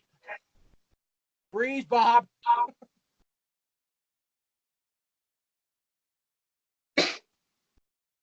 Just tear the shirt out the guy. That shit out of here. The whole crowd cheers him for it. I love it. And then he goes right back to, hey, how you doing? I know. That was the funniest damn meet and greet I ever did see. Never had Rob a met horrible like music he had when he first came to WWF. That stupid one-of-a-kind nonsense. It worked for the time. Yeah, I never liked it. Well, they probably didn't want to pay for the Pantera song, so. They should have, damn it. They can't tell me they had enough money that year. Yeah. But then again, if you talk about I'm sure if Hunter would have been in charge, he would have done it. Oh, yeah. Think of how many like Metallica songs and stuff he's gotten over the years. Yeah. And okay, you don't pay Pantera, use the Kilgore version. Yeah. He used that more than he did the Pantera one anyway. Because Pantera got pissed that Paul did it without paying him. Yeah. I'll just have somebody else run it. Kind of less Paulie. The classic Hardy Boys theme still used to this day. Yep. You know, like funky entrance for Jeff, I guess.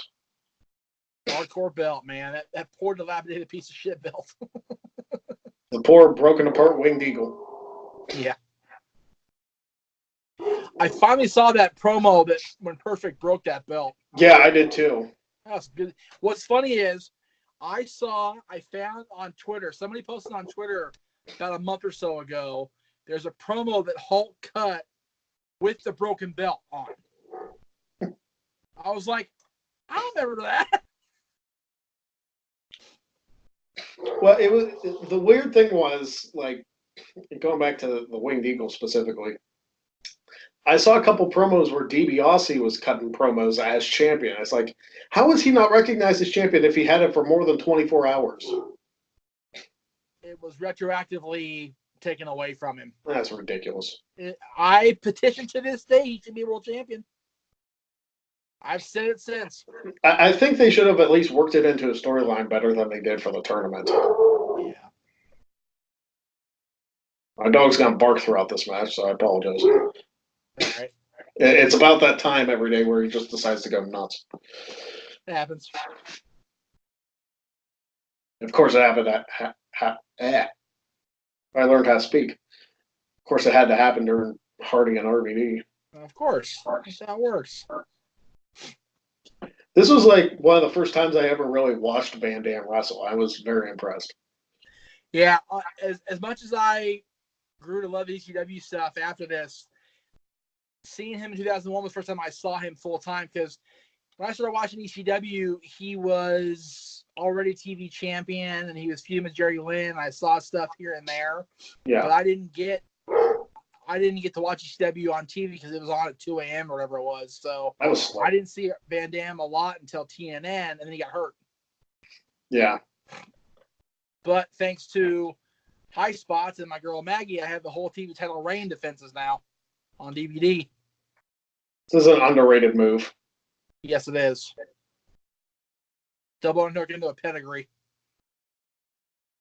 Almost. Rolling Thunder, baby. Every time. Yeah. Come on, Corderas. Count better than that. Oh, well.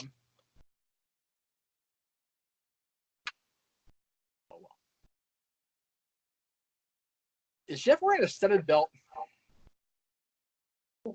I think so. I don't think that's the first time either during this time frame. I don't think it is either, but I'm just noticing it now because it's standing out. Whoa, there it goes. Look out. The guy with the red shirt almost had a heart attack. That's been in my lap.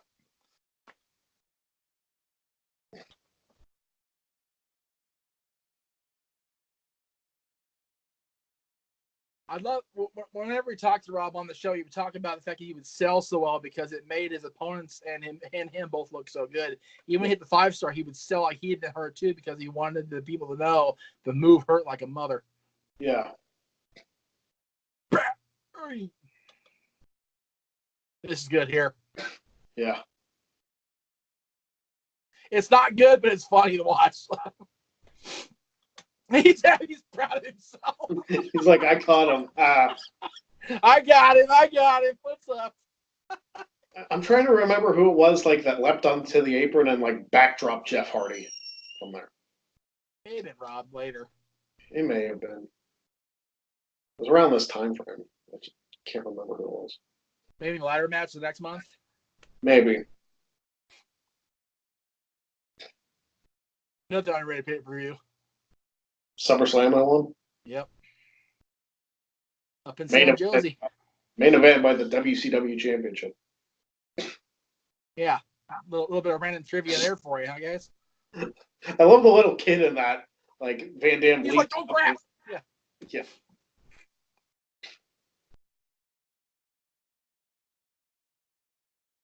They don't do as much crowd fighting anymore unless it's a big pay-per-view match. I know. It's so sad. It used to be like all the time back then. Yep.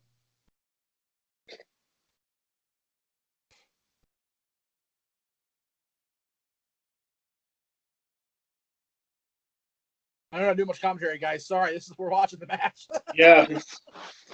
I mean, it's such a good match that we just want to enjoy it. I know. We're such purists, we are. We are. Well, you know, it's easily the best match on the card. Oh, yeah. And the rating reflects that. Well, we'll get to that later. Yeah. Whoever would have thought the Hardcore Championship would have provided the match of the night. Well, knowing who's in it, you know. Yeah. I love this move. I've always loved this move.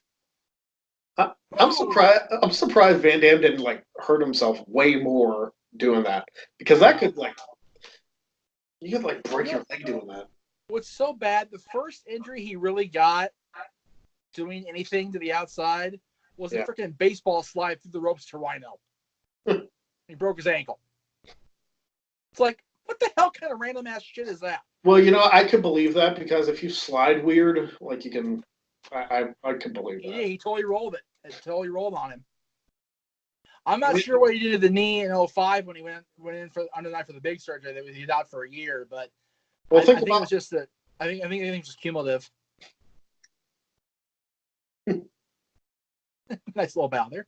He's so cocky. That Van Dam was awesome. Not that he wasn't otherwise, but super cocky RVD is great. Yeah. I still say his best stuff was 97, 98 when he returned and joined with Sabu, and then when he won the title and feuding with Sabu over the title, the ECW TV title, and he was just so full of him and so snarky and so condescending. It was like, God damn, you're a dick, but God, you're good, so whatever. That sunset flip to the outside always makes me nervous. Like that would hurt like a son. Especially in those thin ass mats I had back then. Yeah. Cringe worthy. Oh, speaking of ladders. Super ladder. It's a super ladder. They're preparing for the month after. That's right. Pre-game. I haven't seen that ladder match in years. Even if we don't get it on the list for the show, I'll just watch it together, you and I, and just watch it together just because. Yeah. It's just too good not to watch at least once a year. Like, what is your plan, Jeff? I don't think he knows at this point. Van Dam's like, I'm not doing that. I'm going here.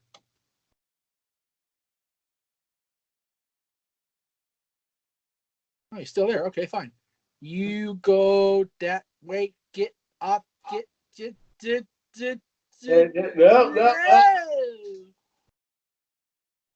Right onto the ramp. It hurts worse. Where is the belt like? Like, are you dead? Just like, I do this all the time. I do this in my sleep. Right. Where do you see final deletion? Yeah. This is bullshit. This is nothing.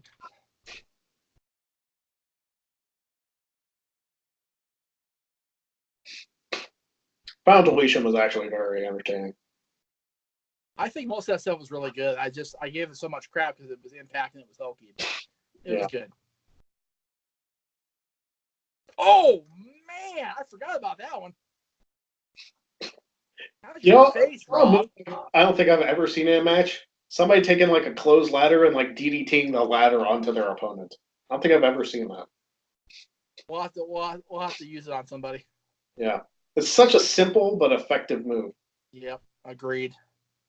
Here we go. This was also, since it was the first time I was watching Van Dam, the first time I saw this coming up. This is great.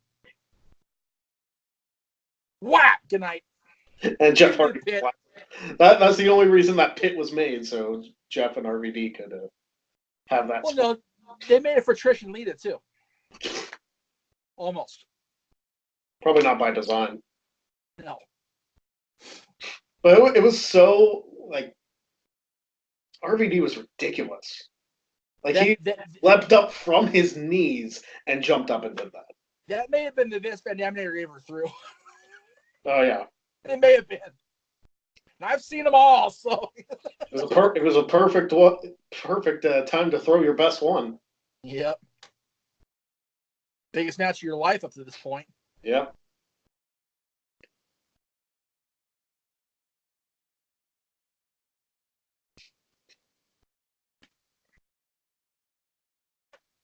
For some reason, I thought I was going to give him an Arabian facebuster. So did I. I was like, what do you do in the chair?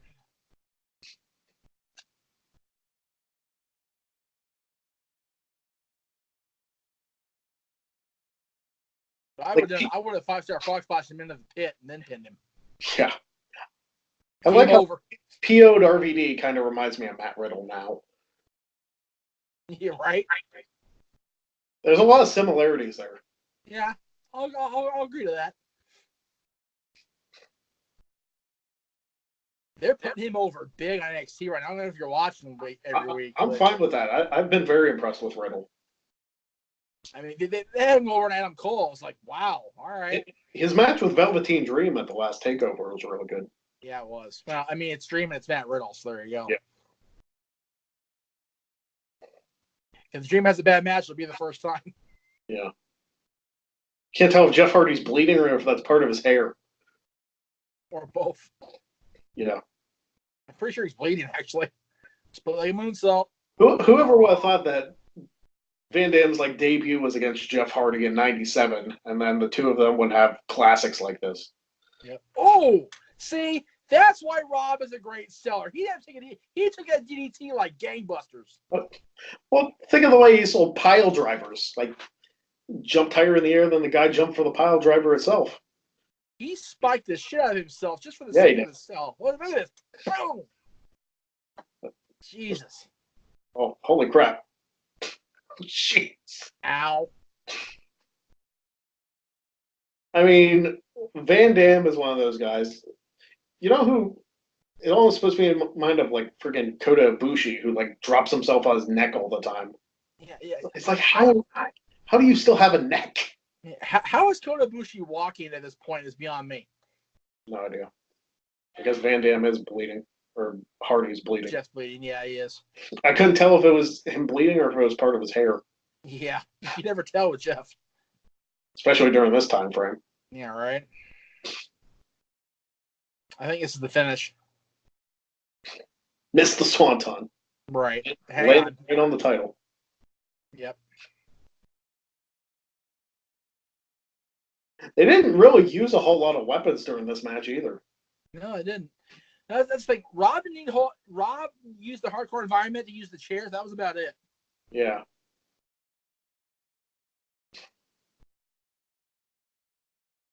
Five-star on the belt, on the Hardy, busts himself up, doesn't give a shit. I want the title.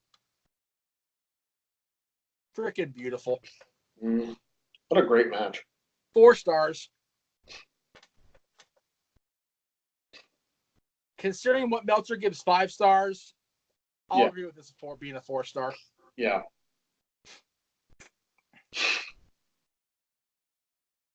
When you think about the Adam Cole and Johnny Gargano got 5.5 stars, 4 stars here makes sense. Yeah. I mean, that match was ridiculous, that Gargano and Cole match. If you think about it, based on Meltzer ratings alone, that is the greatest WWE match of all time.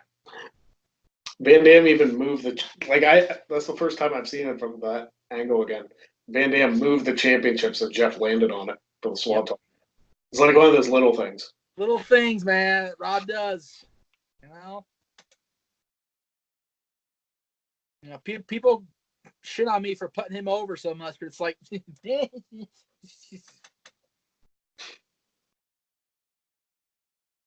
watch this.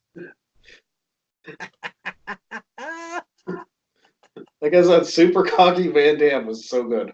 Oh man, oh Lord, beautiful thing of beauty. And now the rest of the card goes downhill.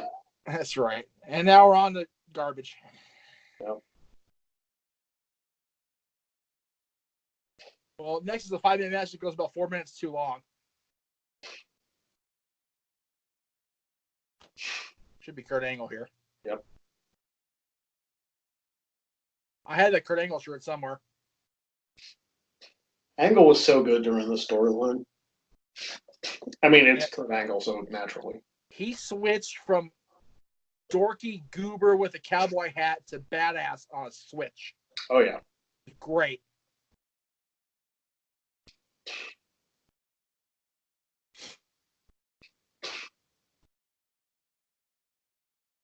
Not this Americana bullshit, Vince. Yeah.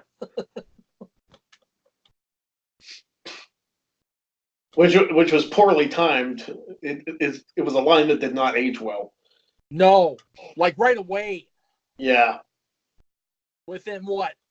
3 months? 2 months? A month and a half, yeah. A month and a half. Shit.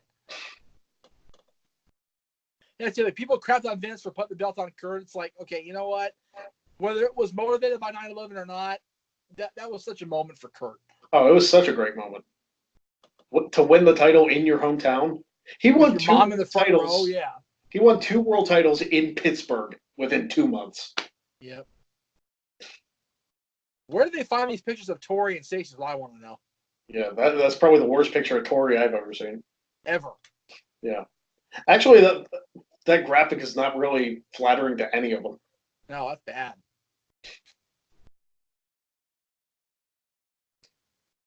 Gratuitous sex for a few minutes. Here we go.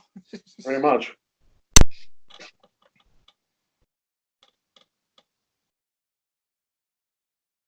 Don't mind us. We're all going, guys. There we go. It's like, here Lita and Trish are, who actually had a significant wrestling feud. During this time period at that. Yeah. Trish is macking on her girlfriend, on her boyfriend. What the hell? Trish's sexy, mischievous look is so underrated. Stephanie's too. Yeah. They both got that minx look. It's just like, well, I didn't do anything. Like, yeah, you did. You did plenty. Trust me.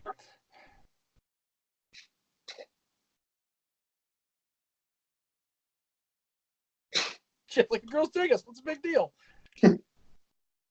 Like, Jeff, you're going to get your brother's ass kicked. I was going to say, was that the entire video? Oh, okay. I was going to say, was that all the video package was? No, there's more. There's more.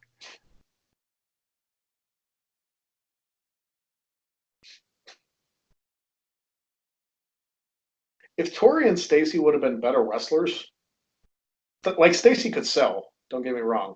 Right. Not the greatest in-ring worker. No. And people are really up in arms about Tori being a Hall of Famer. It's like, they don't understand how much Tori actually did in WCW and WWE. Yeah. Like, Tori was very popular. Yep. For years. Yep. She was consistently popular and had a huge fan base for the entire run of her career. Mm-hmm. Except for that weird heel turn in like 2005. Oh, with Candice and Victoria. Yeah, that was kind of weird. Vince's Devils. Yep. Here's Foley again. Making his deals. It's a Universal Studios. Islands of Adventure. Okay. That's why I recognize it, because I've never been there. So, no, I take it back. I've been to City Walk there, but that's it. City Walk and the Impact Zone. That's about it there for me. I tried to figure out where the Impact Zone was when we were down there in Florida, but I don't think they were taping at the time. Basically, when you're walking around, I don't know if it's still there where it used to be. When you walk around City Walk, you go all the way around the promenade and up into like where the studio, like the actual studio buildings are. There's like a little pathway you have to walk down to go into the back lot, and then you have to walk down like 4 or 5 buildings to get to the pain in the ass to get to. I remember this Tori Wilson theme music being 9 Ways to Awful. Yeah, it's like before let's find the most porn heavy thing we can find and go for it. Yeah. Her song by Lillian was much better later. Yeah. Stacy's here too, same thing. Her Kid Rock song was way better.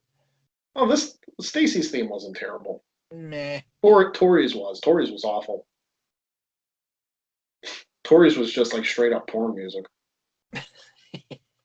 Not that Stacy's wasn't, but yeah. Yeah, but Stacy getting legs with a Kid Rock coat was pretty awesome. Yeah.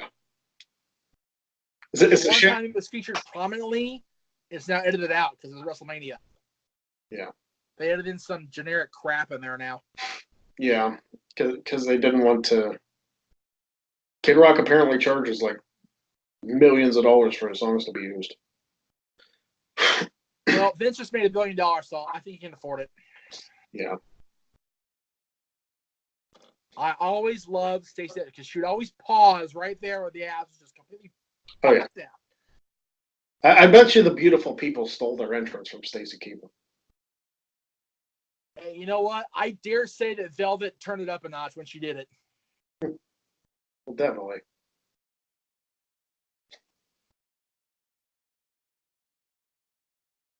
This is before Trish really became into her own.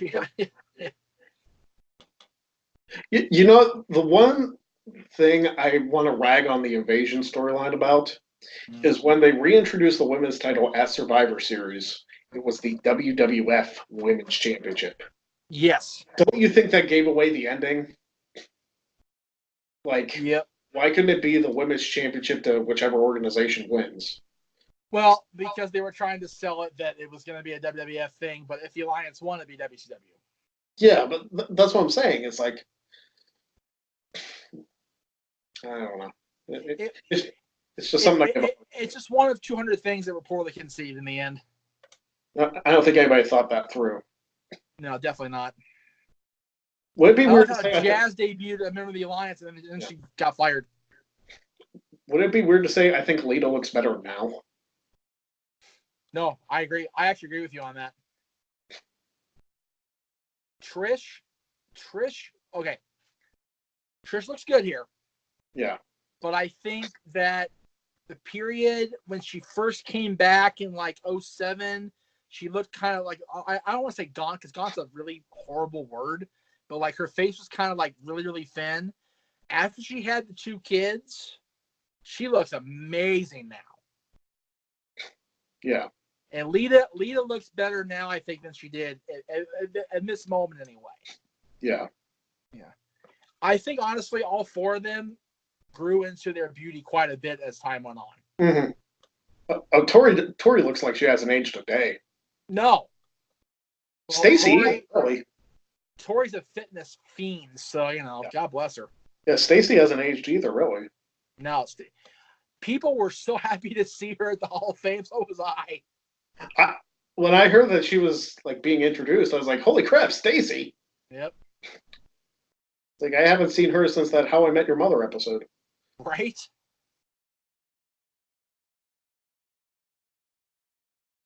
Get control of it, Mick. See, Trish wasn't fantastic here. Like, she wasn't the in-ring worker she was in, like, 04, 05 time frame. Yeah, 03, but she was I agree with that. Starting to get better. Like, neither one of you wants to face Lita? Okay. That makes sense. Makes total sense.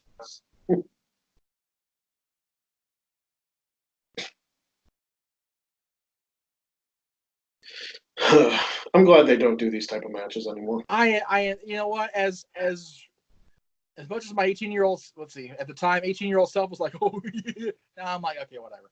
Yeah. And it's also part of the world we live in now. This match doesn't age well in PC terms and women's rights terms. It doesn't age well at all. No, and you know what? It was a rant I had during my last live stream. It's like, you know what? People have to realize the times that things happened. Yeah, there were different times. You can't apply today's rules to things in the past. Nope. You just straight up can't. No, because if we, and what's funny is that show Dark Side of the Ring. Yeah. I haven't watched the Moolah episode yet, but I've seen the previews. It's like, nobody heard about the stuff back then because it wasn't talked about. Yeah. But the stuff that Moolah got away with in the early days of her career and when she was running women's wrestling, you look back now, you go, damn, the broad pennies matches weren't so bad. Yeah. That's not just kind of buy you a fish sandwich, doesn't it? Yeah. Can I buy you a fish sandwich? There's a sign. Buy you a fish. I don't even want to know what that means, honestly. I'm sure it has some like double entendre. Very likely. See, Lita's in-ring work was better than Trish's. Yes. I actually thought their match at Evolution, the tag match they had, was really good. Yeah. It shows that Trish and Lita both can still go. Yep. Now, Trish proves every time she comes back how good she still is. Yeah. I don't miss the hair mayors. No, those are stupid. Yeah. Now this move looks like it hurts. I kind of don't buy. I never liked that move because you can totally tell that she's pushing herself up. It kind of looks hokey. Even still, like. Yeah. Well, she just trusted her right out, didn't she? Yep. And there's Tori's ass. This is so weird. It's so awkward to watch. Yeah, especially with another dude. Her face looks like she's getting raped. Like this would be awkward to watch if I was watching it by myself. Yeah. But being that it's both of us is like super awkward. This is weird as fuck. Yeah. That was a nice bulldog, at least. That wasn't bad, yeah. The precursor to the Stratisfaction. Yep, moonsault. The one she did at the Rumble where she almost like landed on her neck. It was like, jeez, Lita. I was like, Amy, you're killing me. We just brought you back. And that's it. Yeah, thankfully. Okay, here's where it gets really awkward. You ready for this, folks? Not only are they about to take a bump through the pit, but watch Mick here. Watch Mick Foley here, guys. Not right here, but in a minute.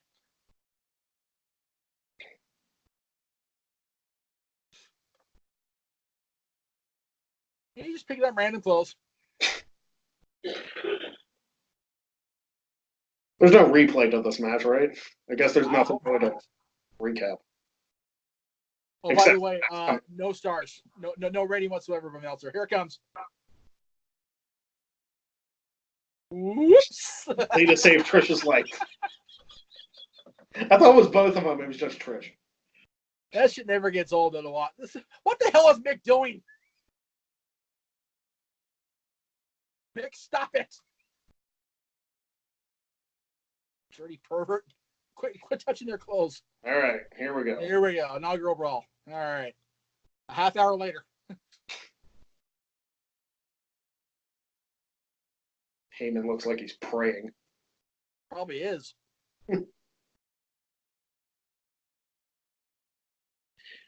Paul's like, I'm writing this crap. It better go over well.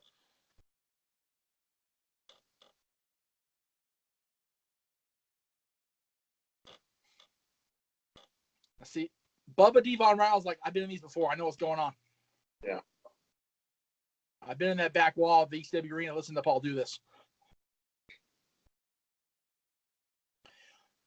Or do you want to be a god? I mean, give it to Heyman, though, for his ability to cut promos. Oh, forever. The guy's my hero on those. You kidding me? Heyman's promo style and Bobby's managing style are my inspirations. They always have been. They always will be. Did you watch that Bret Hart-Tom McGee match? Yes. With Heenan and Monsoon on commentary? Classic stuff. That was before they were even really commentary partners. Full time, yeah. That's true. And it was classic Monsoon and Heenan. Yep. You're trying to motivate me, Vince. I don't come in here needing no pep rally. The Attitude Eagle in the background. Never cared for that design. I have one, but I'm very partial to the Winged Eagle. I am too. Yeah. Winged Eagle is still the best looking title. I know you have the big gold as your preference, but well, no. The big gold has the history behind it, the actual big gold, but I still prefer the Winged Eagle. Oh, okay. Your eyes irritated, of course. Getting the main event final and I can't see. I wonder if this match happened now, if the whole death to sports entertainment, death to the WWF, if the Alliance would actually be the baby faces. Right. Especially in this day and age of social media. There's Booker. By default. Yeah. So basically, the whole first half hour of the show that we did, we could just watch this. So yeah, we could just watch this video package. It covers pretty much everything. That's right. There's chaos, JR. There's opportunity. One of my best Heyman lines ever.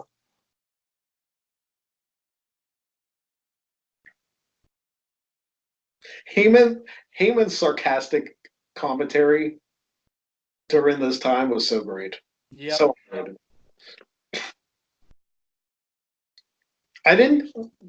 The Invasion pay-per-view, I didn't care for the fact that both commentators were WWF guys.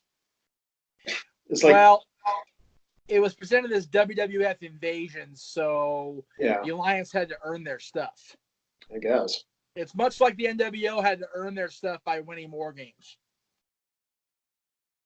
They had to earn their place at the commentary table. They had to earn the right to steal the spot from Michael Cole or whoever was at whoever's at the table.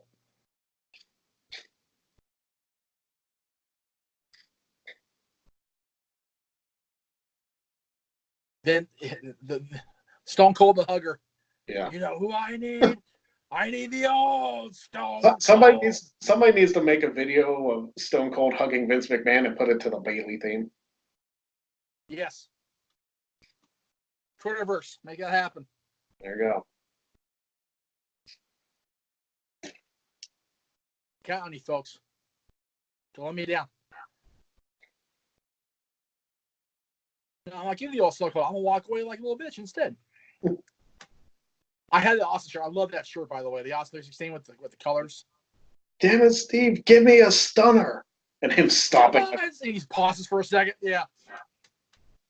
Like that was a cool moment. It's like thinking about it, and then he just keeps walking. Yeah. Now he's out here. He's at some bar drinking. Get in the front and tap a plug, Kurt. Come on.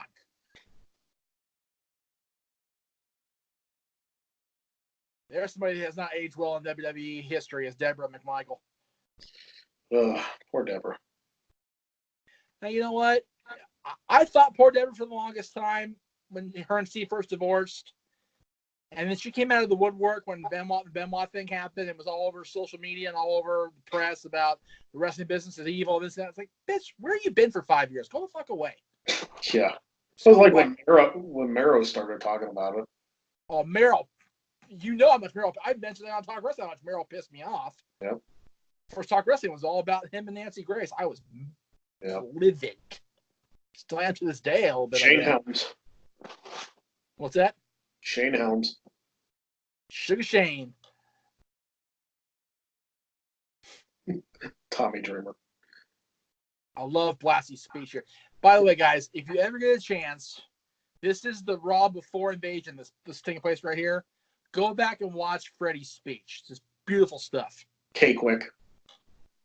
Yeah, good old R-Truth. Who also looks like he hasn't aged a day. Right? I want to know Ron's secret. I really do. Austin given like 7 stunners during that segment. Yeah, it's crazy.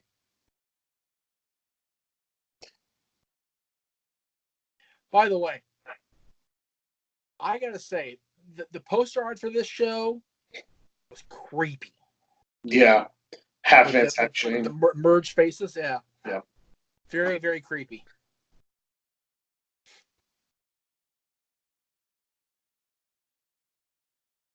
You ever feel like sometimes WWF had better build-up packages than they did actual matches?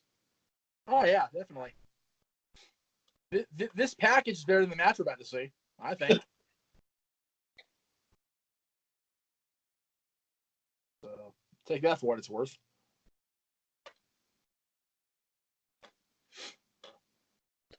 Here comes the money. He still has a song to this day.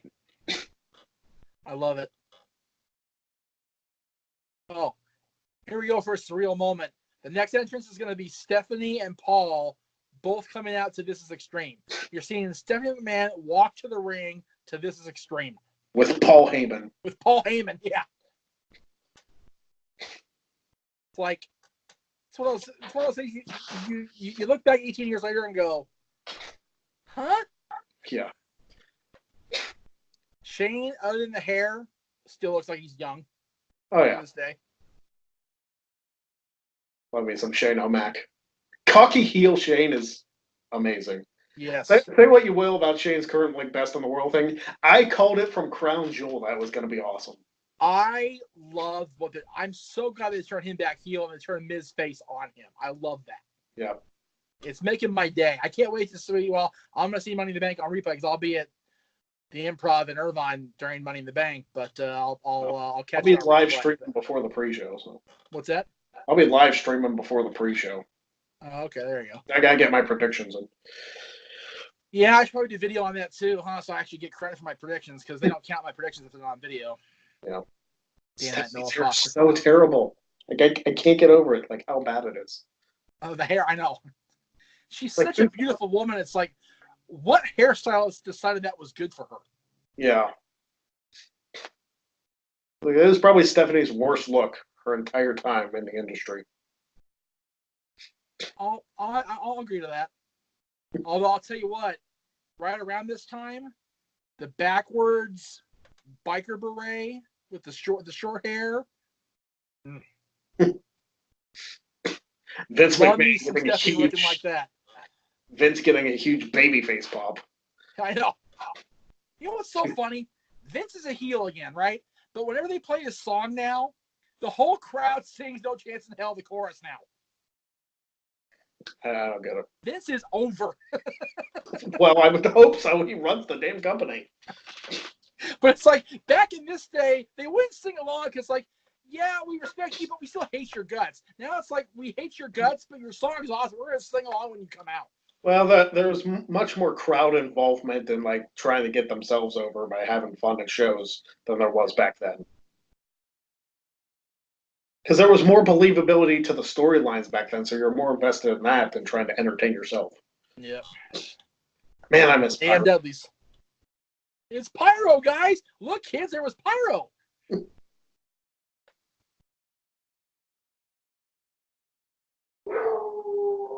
One of the 3 times the Dudleys main event at a pay-per-view.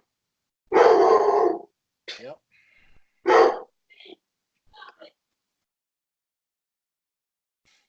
Between this, Great American Bash, and the One Night Stand. Yep. People forget the Great American Bash with good reason. Such a weird storyline. Of course, I was also show. Yeah, I was also hating. The title match ended weird. That match ended weird. It's just weird. Yeah. JBL's title reign started on a technicality. Yeah. The last of Vince, why are you hiding a pretend gun? What the hell? Yeah. I'm pretty sure they still have the Limp Bizkit song on the network. It's good on them. I think I do. Yeah, I think you're right. Rolling. I'm glad they kept that in because like watching it back, it like takes things away when music is dubbed over. Yeah. It looks really bad when the music's still over, but the video's still there. It's like, wait a minute. Yeah. But I'm pretty sure Rowan is in on the network. I don't think Kid Rock songs ever made it, but it is what it is. I have not watched a Kid Rock era theme Undertaker match on the network yet, so I'll have to wait and see. Yeah. It's a brief time frame. It's only like 6 or 7 months. Yeah. No, it's because Kid Rock was being Kid Rock about it. Yeah. I like Kid Rock. Great artist, don't get me wrong, but it is what it is.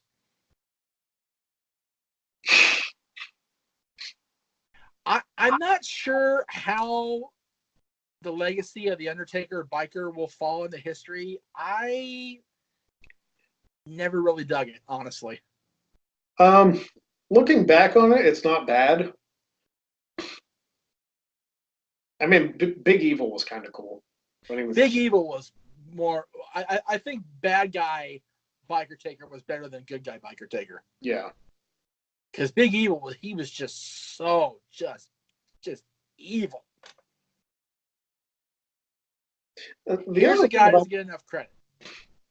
I know why they did the entrances in the order that they did, especially with Page coming out last for that team. I know why they did it, but it's still weird to me. Why they do it? To start the fight with Taker punching out Page. That's true. And then Austin comes down in the middle of the fight. Here we go. Yeah. Yeah, Rhino, I think, doesn't get enough credit. I love him in here. Gore, he's just screaming gore. Mm-hmm.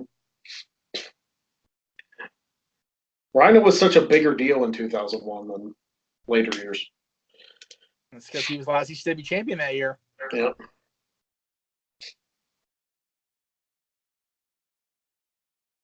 Never liked this Jericho-Tron.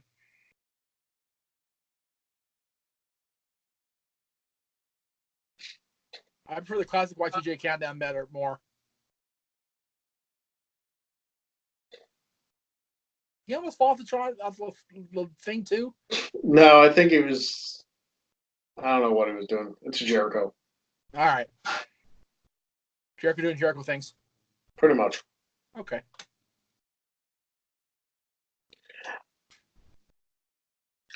I think Jericho's another guy that benefited from the storyline. Oh, big time. Matter of fact, funny, we were talking about the fact that this is 18 years since the demise of WCW. Jericho hosted Meltzer on his podcast and talked about the sale to Vince. They're talking all about it, the fact that, here we are, and AEW's on TNT now, and here we go again. Yeah.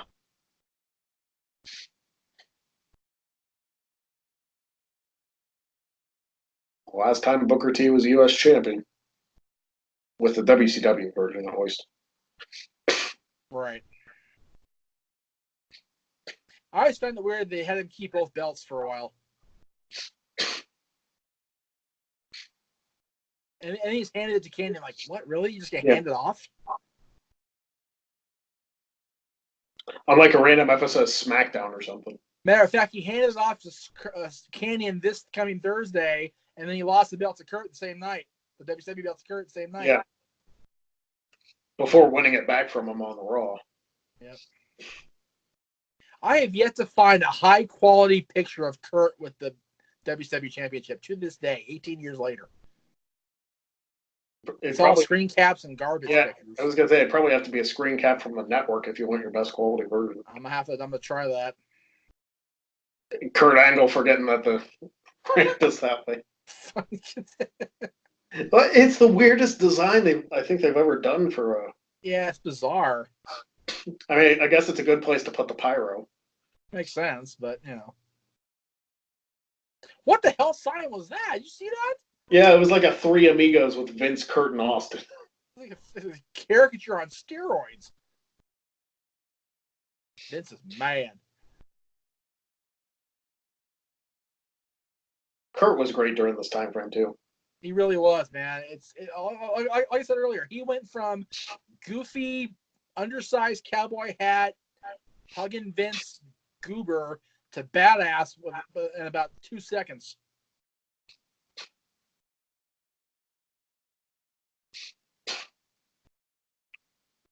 Yo, it's me. It's DP. Part of me wishes they would have had the rights to his old WCW music. It was so much better. Yeah, they're probably would have cracked on that one. Yeah. Or even the network edit they use now. Yeah.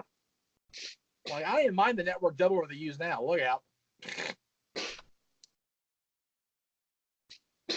Match hasn't even started yet. Austin's not even out there. Nope. Now here he comes. To the Disturbed song, Glass Shatters at that. Yeah. Vince's face whenever Austin's around is great. He can't decide if he loves or hates the guy. Yeah.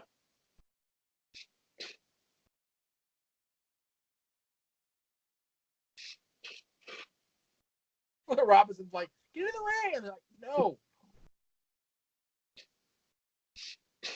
I mean, this is basically what it should have been instead of like a standard 10-person tag. It should have just been this case. Just one big giant schmoz for 10 minutes. Yeah, pretty much. Be like, hey, just send a bunch of referees around the arena, falls count anywhere. That's what it should have been. Yep. I mean, I understand what it was for storyline purposes, but yeah, you're gonna have them brawl like this. Just have them go at it. Austin's flipping off Booker like, get out of here. Just flipping off people all match. That's right. There you go. Kyoto's roughing. Guess they figured, hey, Earl Hebner, you wrestled a match tonight for 2 minutes. That's right. Kick him in the nuts, right? I love it how Austin around getting the ring, everybody else is like, okay, we can stop fighting now. Let's everybody go to their corners and make nice. The fight just randomly stops. Except Bubba. Because Bubba's the badass. And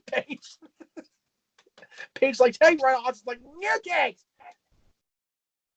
His knees are probably hurt worse getting hit with a knee brace. I would think so. Lou says, here we go. Oh, yeah. Can call that spot a mile away. Definitely. Austin fell. He totally fell. But nobody cares because it's Stone Cold. That's right. Stone Cold can fall. It's Stone not Cold like won't bother me tomorrow. What are you talking about? Austin going for a superplex? I'll volley for a superplex here, Steve. Like you broke your neck with Owen years ago. You're really going to do this? You hurt your neck really bad in the match a month ago with Jericho and Benoit. You want to do it again? Yeah. Benoit's still on the shelf right now, Steve. For crap like this. The weirdest thing about Benoit when he came back is like he was drafted to SmackDown, but then showed up on Raw and became a Raw superstar without any explanation. Yeah. And they got traded. Oh, he did go for. I didn't realize he actually did a superplex. That's crazy. 1 minute into the match. Right. Cowboy Bob's like, hey, it's my finish. You know, not to crap on anybody in this match because they're all great stars. Yeah. But this match right here tells you exactly how far the Invasion was going to go. Pretty much.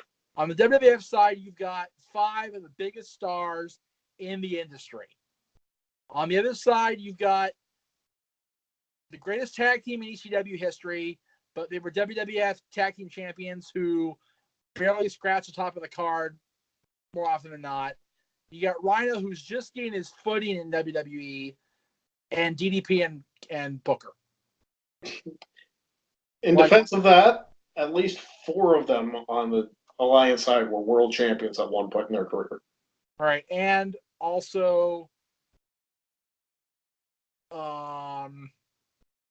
everybody on the Alliance side except Rhino is a Hall of Famer now. Yep. So I'm not saying they don't deserve it. What I'm saying is back in 2001, this match speaks volumes. Yep. Only 2 on the WWE side are Hall of Famers.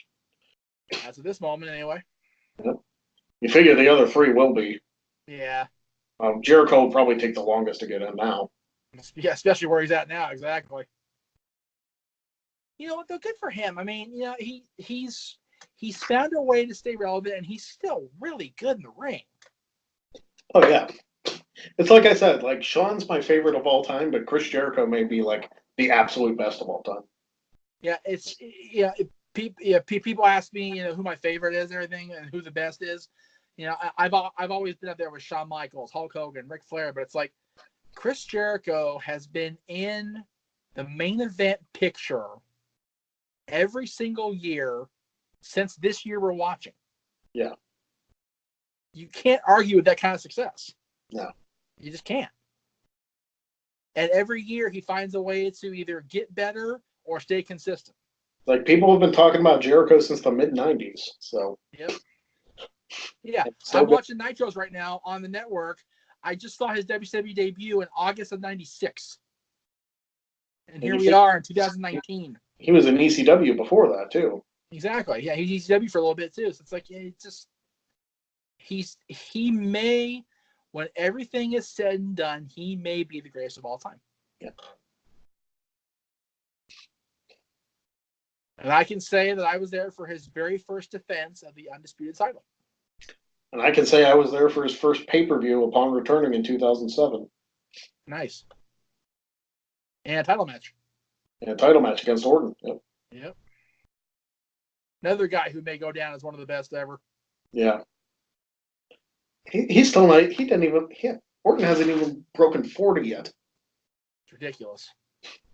He's still a baby. Yeah, he's 39. Ridiculous. 38, whatever. I don't know when his birthday is. Yeah. Yeah, he's not that much older than you or I. Yeah. Yeah, speaking of 39, not to bring the day down here for a second, but I forgot how young Ashley was. Yeah. 30 freaking 9, man. Mm-hmm. Yeah, like, I'm not even there yet. That's scary. Yeah. And when you're only a couple of years away from it, it's like, okay.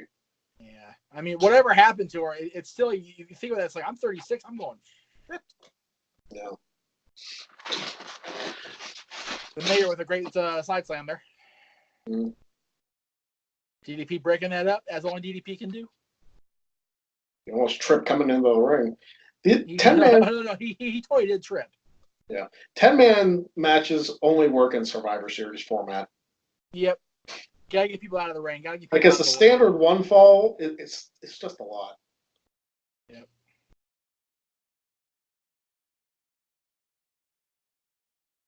Did Bubba just bump on his own? Probably. Jesus Christ, Bubba. I was waiting for Devon to, like, seizure cell, like he normally does. God bless the Dudleys. I love me some Dudleys. I mean, the Dudleys are one of the best teams of all time. Yeah. I think if they'd come before the Road Warriors, they would be the best team of all time. Probably. Dudley's never faced 1A, if anything. Dudley's never faced LOD, did they? Yes, they did. Actually. They did? Oh, wait. Oh, no, I'm sorry. That was RVD and Kane. No, that was RVD and Kane. I'm sorry. They never did. Yeah, because RVD and Kane defended the Raw Tag titles against the LOD in their last appearance on Raw before Hawk died. Yeah.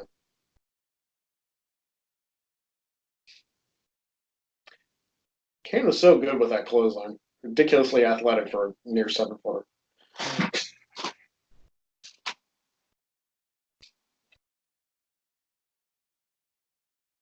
And here comes Taker, who are on those soup bones, as Taz used to call it. I love that description, soup bones. It's like if you've never seen it, if you're too young to know what a soup bone is, go wiki that shit. Soup bones are huge. They're these huge pieces of bone that get made up in soup when they're actually making the big, huge pot of soup, y'all. And they're just like gargantuan-sized bones, and that's what Taker's throwing. We have a couple of them in our freezer, actually. There you go. And it makes me laugh every time I see them because I think of Taz and Undertaker. Yep. Like I said, Taz is underrated as a commentator. Bubba's bleeding. It just sucks that he couldn't stay healthy and wrestle longer. Yeah, but hey, I mean, if you can make a career doing something else in the wrestling business, good on you. I mean, it's worked for Graves. Well, I mean, look at me. I went from doing the podcasting with Aaron for 5 years, and then I ended up with Gary and doing the managing, and then I ended up going into the creative office with another company for a while, working with Travis. So, it's just things kind of work out how it's supposed to work out, and Taz was meant to be at the table. Yep. Instead of going through them. Mm-hmm.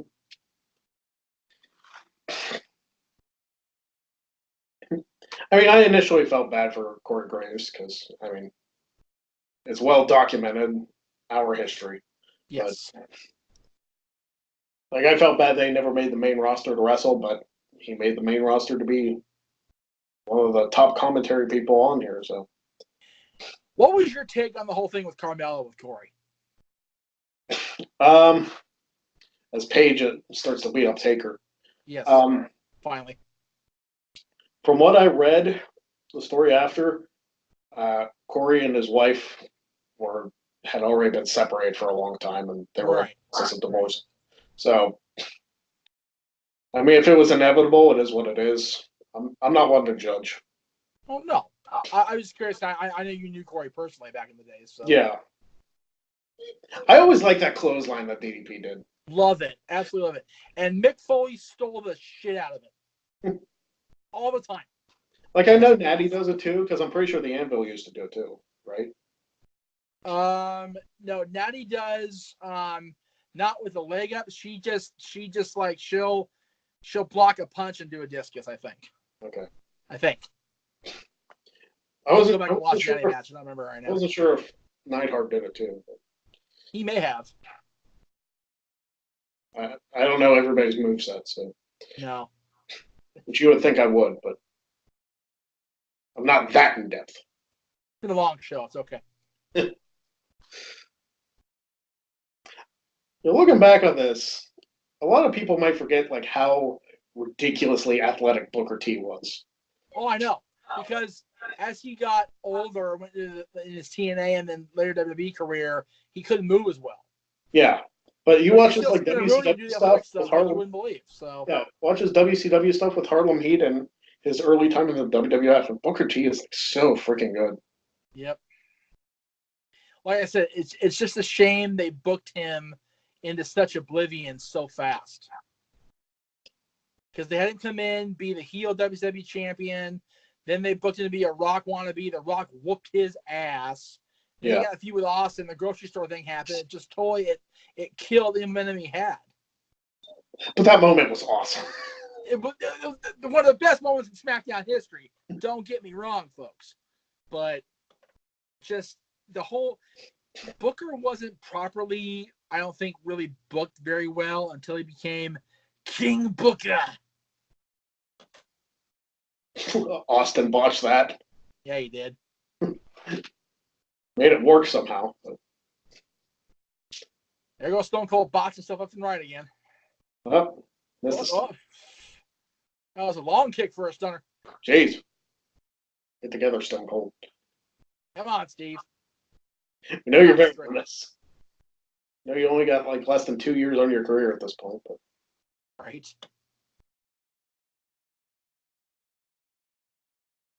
Yeah, speaking of that, I'm gonna say something here. It's probably gonna get you pissed off at me, but that's okay.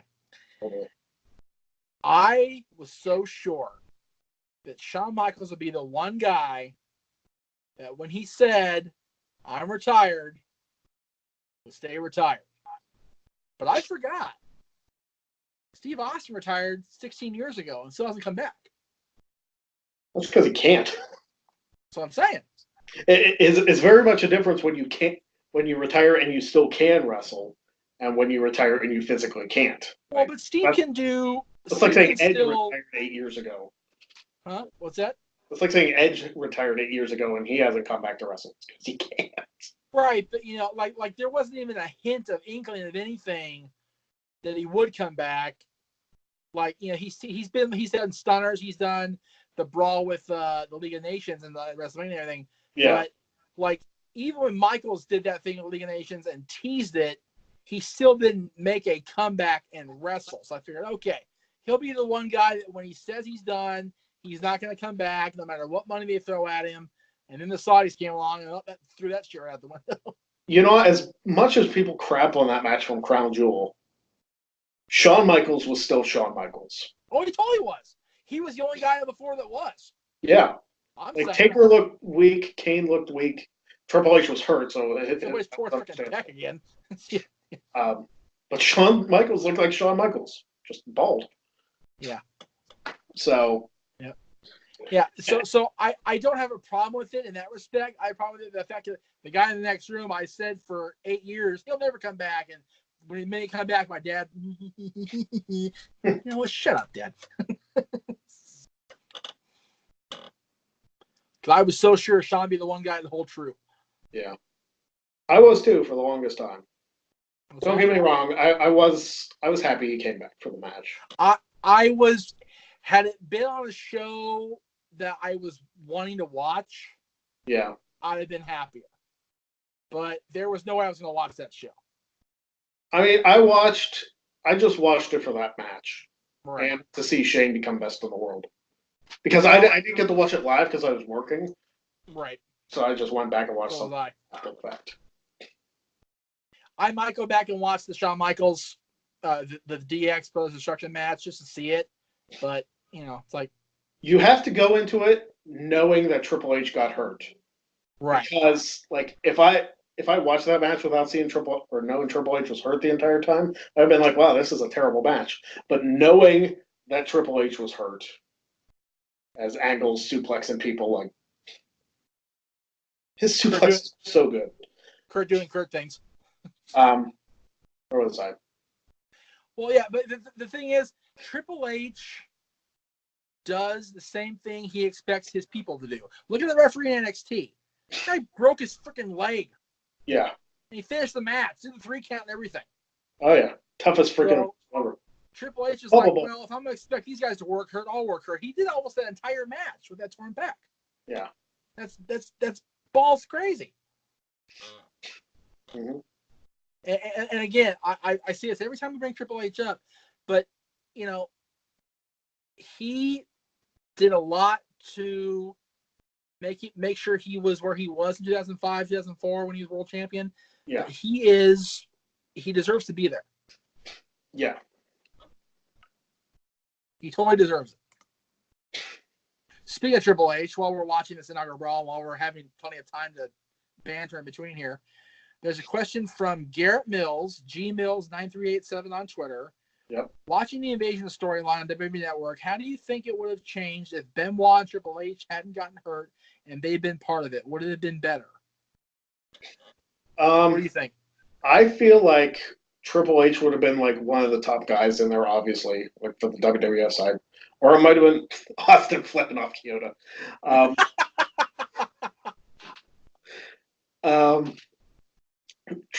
It actually, you know what? I believe it might have been Triple H who would have turned to the Alliance instead of Austin. Because Stephanie. And Benoit probably would have joined the Alliance also. Just because he had those ties for years with WCW. Right. Did you figure Benoit had only been out of WCW for a little over a year at that point? Right. So he was, for better phrasing, is like he was freshly out of WCW as in comparison to some of the other guys. Right. Well, when you look at it, everybody in the WWF side, with the exception of Kurt Angle, spent time in WCW, even briefly. Like, I mean, Kane was there for a match or two. Yeah. But everybody on Team WWF except for Kurt Angle started in WCW before they came to WWF. So it's like, you know, it could have been any one of them. Yeah. But Hunter would have made sense because of Stephanie. Mm-hmm. But what would have been even more interesting to me is if Hunter hadn't turned and they did a divorce a year earlier. Well, you have to think, too, it's ridiculous the height Booker got. And his Spinneroonies obviously were way better back then. Yes. My God, Spinneroony. Because at least we didn't have Mark Madden calling it. Right. I don't think WWF ever hired Mark Madden for anything. And they're better off for it. Let me tell you what. He was way too much of a mark to like bring credibility to the program. I need to get my phone charger. Excuse me 1 second, ladies and gentlemen. Go ahead. As Jeff gets his phone charger, Austin rolling out of the ring, taunting. Getting a massive pop. That's probably the biggest pop I've ever seen for a pinfall breakup ever. Right? Okay, where's the camera? I'm trying to say what side the charger thing's on.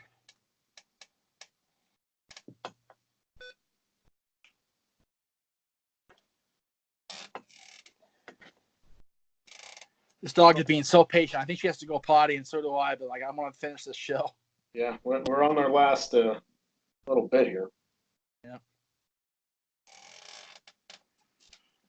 Yeah, that was a good question. Yeah, I thought so. And I think your answer about Benoit kind of intrigues me. I only say that because I don't know if he would have joined the WCW side, because the last 2 years he was in WCW, he was miserable. True, but this wouldn't be that era of WCW. It was a WCW under WWF. Right.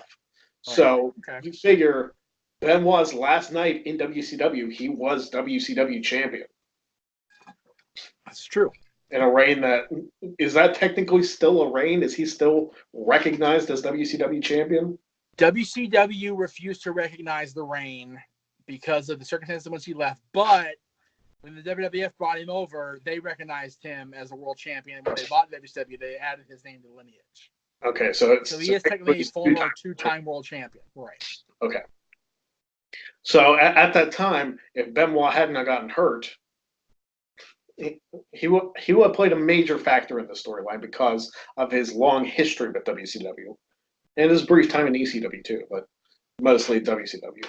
Yeah, I wonder if he would have been there and he would have turned, if Jericho would have turned with him. Yeah. Another missing part of this that a lot of people don't think about, if Eddie Guerrero would have still been with the company, that would have been interesting. Because he was out that whole year. Yeah, he was around. He won the European title at WrestleMania. He was gone shortly after from the company, and then he came back, I believe, after WrestleMania 2. Yep. Yeah, after WrestleMania 18, he came back and had his feud with Van Dam. Yep.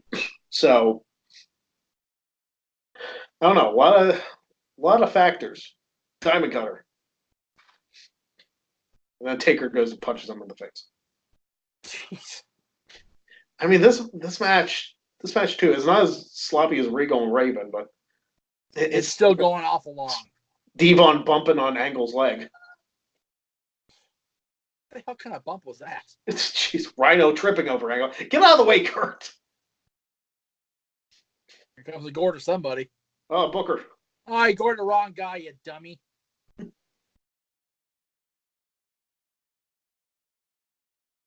It's breaking down. Oh, wait, sorry, wrong era. We got major malfunction at the junction here. Hey, if we can't listen to JR, we might as well get some of his sound bits in. That's right. By the way, his new podcast with Conrad, solid. I dig it. Who doesn't have a podcast with Conrad? Well, we've covered that already. I don't either. Which one of us that have actually been on WWE TV doesn't have a podcast with Conrad? True. Hey, you know what? The guy's got himself a solid business going. He's a Flair-in-law. God bless him. Yeah. And, well, speaking of Flairs, goodbye, Lil Nate. Goodbye, Lil Nate. That's right. Hey, good on him for taking the last ride. He took that solid. Good for him. Kyoto's like, get the hell out of here. I never saw how Austin got hurt, or if he was just faking it. He was just faking it, I think, but I think he took a bump from somebody. Oh, there goes Paige and Undertaker. They're out of here.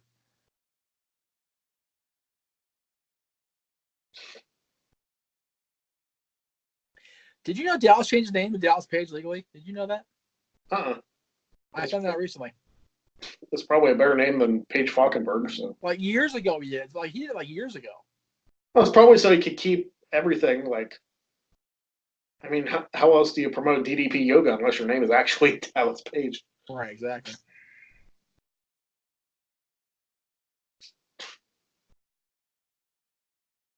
I never knew how much like those things, the tops of the announce tables would hurt. They look so flimsy, you know? Yeah. And then you see like Seth getting suplexed through it at WrestleMania. It's like, oh, it's kind of wooden. It's kind of like plywood, so I don't know. Well, they're made differently now than they were then, too. Yeah. Never like a Dudley shirt. The postcard, never dug that shirt. Yeah. Steve's still down. Jesus. Charles is still down. He's dead. Well, he took a last ride, so that's not a surprise. Right. Got to have a table with the Dudleys. He took a last ride in the Kyoto roll. He's done. Yeah, Kyoto with that deadly roll out of the ring. Right. Don't mess with my Kyoto. He'll roll you out of there in a flash. Yep. He'll also give you the referee's elbow. That's right. Uh-oh. Bye, Devon.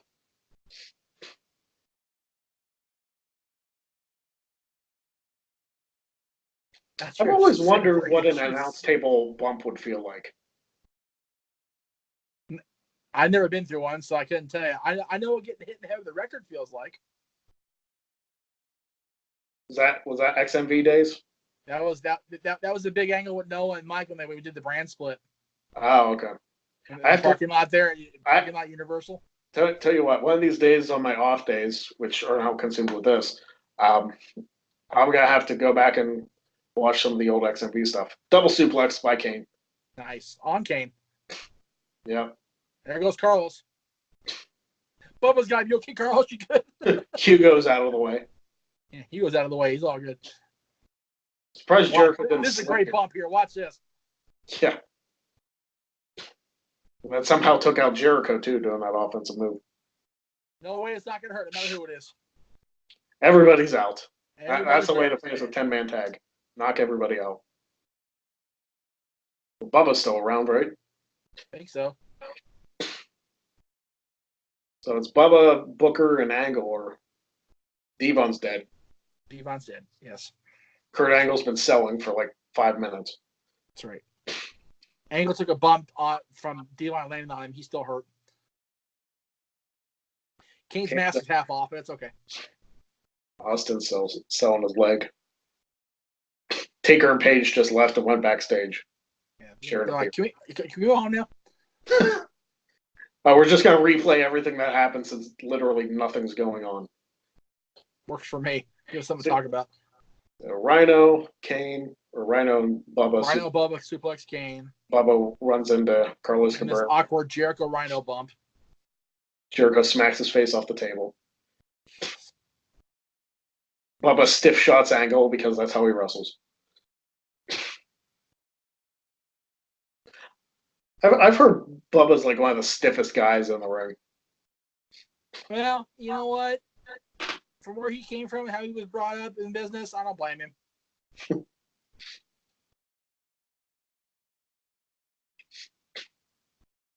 Jesus, what a suplex. Good grief. Angle slam. Angle slam. Thing of beauty. Crystal Olympic. Here we go. There goes Kyoto. Oh, jeez. Kyoto.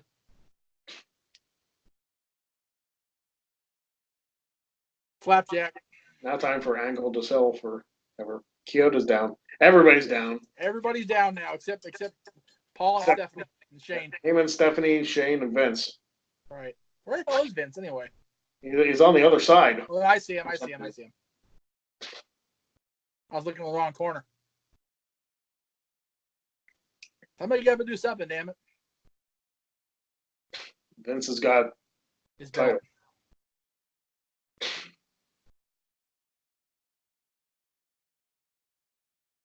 This is great. I love this spot here.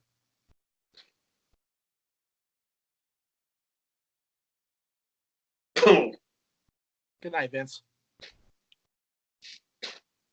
The only time Shane would ever actually hold the WWF Championship. That's right.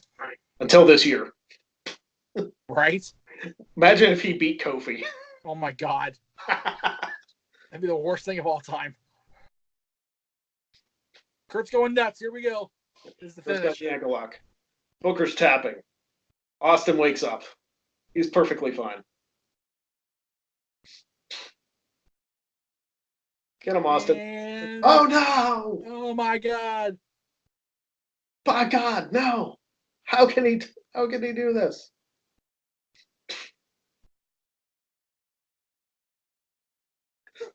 Guy back damn there. fault, Kyoto. Oh, watch Austin here. Oh, yeah, he's telling the can't ring the bell. He's throwing middle fingers everywhere. Ring that fucking bell. Kyoto's like, what just happened?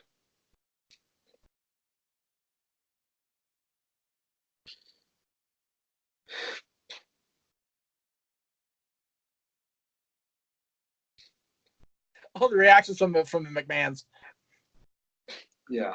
Well, Vince is out, so he can't react. Well, I mean the kids. I love how somebody already had the Austin 316 says he already sold out. It's like, so you're a plant? It's like they knew. Yeah.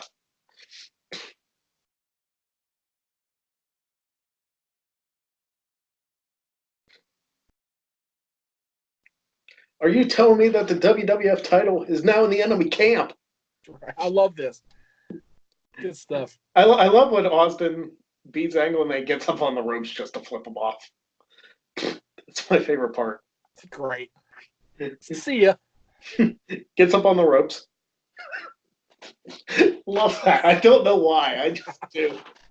It's such a what the hell moment. It's just comical. It's just like hey, I have to get up so everybody can see me flip you off. That's right. This is a mega size screw you. Yeah. There's a sign back there. We can drink the APA. No, you can't. I promise you, you can't. They're going to try right now. Yeah.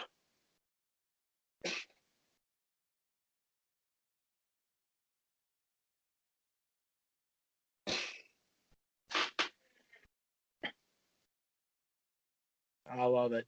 Boom. And pour it on Vince. His own kids pouring on him. That's awful. Yeah. That's some messed up shit right there. All right. So there it is. Invasion. By the way, that match, the main event, the inaugural brawl, got let's see, 1, 2, 3.5 stars. Oh, it was that high. I mean, it was decent, but like I felt like Van Damme and Jeff Hardy blew it out of the water. Well, it did, which is why Van Damme and Jeff Hardy got 4 stars. There you go. First week in the can, brother. Yep, we did it. I pee. So, next week, for the record, kids, because we're going to announce this now. Oh, and, well, final thoughts on Invasion and watching it back after all these years. It was exactly the way I remembered it. Nothing overly special except the hardcore title. And, of course, the main event angle with Austin turning, setting up the rest of the garbage that was the Invasion angle. This was probably the peak of it, let's be honest. Yeah, I think the time between the purchase and like SummerSlam, it was all gold. Yeah. Everything else was kind of poopy. So next week, as we get into the end of May, we've got 4 new choices. I'm going to put this up on Twitter tomorrow, Saturday, since Greg can put this up video today, right? Yep. All right. So next week's choices are as follows. Judgment Day 2004, which of course features the Eddie Guerrero versus JBL bloodbath at Staples Center here in LA. ECW Hardcore Heaven 99, which features their big rematch between RVD and Jerry Lynn for the ECW TV title. Can't get RVD in there again, right? Of course. WCW Monday Nitro, Memorial Day 1996. And yes, you know what I'm talking about. And what is a combined video on the network, but was really 2 shows, In Your House, Beware of Dog.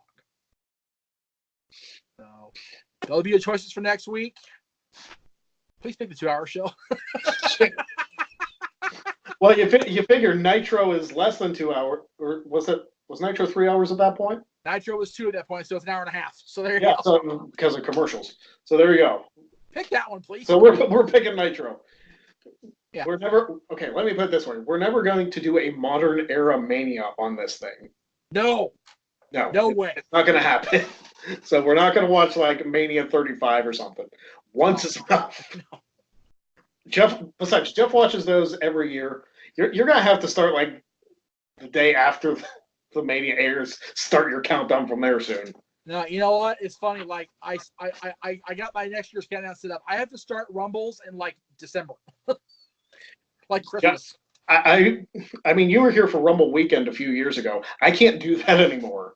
Like we have to just randomly pick Rumble matches to watch, and always 92. Like 92 is a guarantee.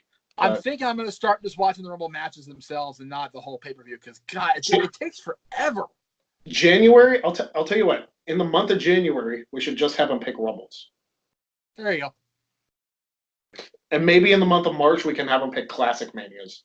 Well, hopefully the network will still have the Rumble match selection choice on their collections feed. That would make it a lot easier. True. All right, but that does it for this first week of Flashback Friday Coast to Coast. Yes, I enjoyed it. It was fun. It was fun. It was fun to do this. It was fun looking back and not just, the thing is, I thought we would stay on topic, and I should have known better. We went off everywhere, and we still came back to it. It still worked out. It was a lot of fun. I enjoyed doing it. I hope you guys enjoyed it out there watching it. If you didn't, let us know. Give us some feedback, and we'll see what we can improve on for next week. Until then, for the Pennsylvania State Greg Cherry, I am Jeff Meacham saying, see you next week. Well, I'll tell you what. I'm going to go one better. I know you just finished the show, but we got to get our plugs out. We got to get our plugs. Yeah, I forgot about plugs. We must do plugs. Yes, do your plugs. We need a Bruce Richards shirt that says must plug for Hogan or something. Hey, I'm wearing one of my shirts to plug, so there you go. Well, in that case, buy this shirt. Buy a shirt. Hey, the Sonic the Hedgehog movie's coming out, so I'm wearing my Sonic-related pro wrestling T-shirt, so there you go. You can buy this shirt at ProWrestlingTees.com/NoDQNAV, I think is what it is. Aaron Ref's NoDQ page. NoDQ also, shirts. Next weekend, or actually starting this coming week, there'll be a spring into summer sale on Pro Wrestling Tees. So the whole site's like 20% off or something. So you can buy Greg's shirt, you can buy our shirts, you can buy Randy Savage's shirt, you can buy Jake Snake's shirt, whatever you want to buy. Buy them all. Buy one of everybody. Spend your money. You don't need it anyway. And of course, you can follow Jeff. Don't forget, nodqmisc@gmail.com for the Jeff Meacham Tag Team Classic for Wrestling Trivia Challenge. Absolutely. And of course, you can follow Jeff on Twitter and Instagram @_Jeff Meacham. You can follow me on Twitter and Instagram @PA Sensation. And you can also check out my live streams every Sunday at 3 p.m. Eastern on the No DQ channel. I'll post them on my Twitter. So if you follow me there, you can get the links. So until next Friday for another Flashback Friday Coast to Coast, now we can close the show. I want to get our plugs out. Good night, kids. See you next week.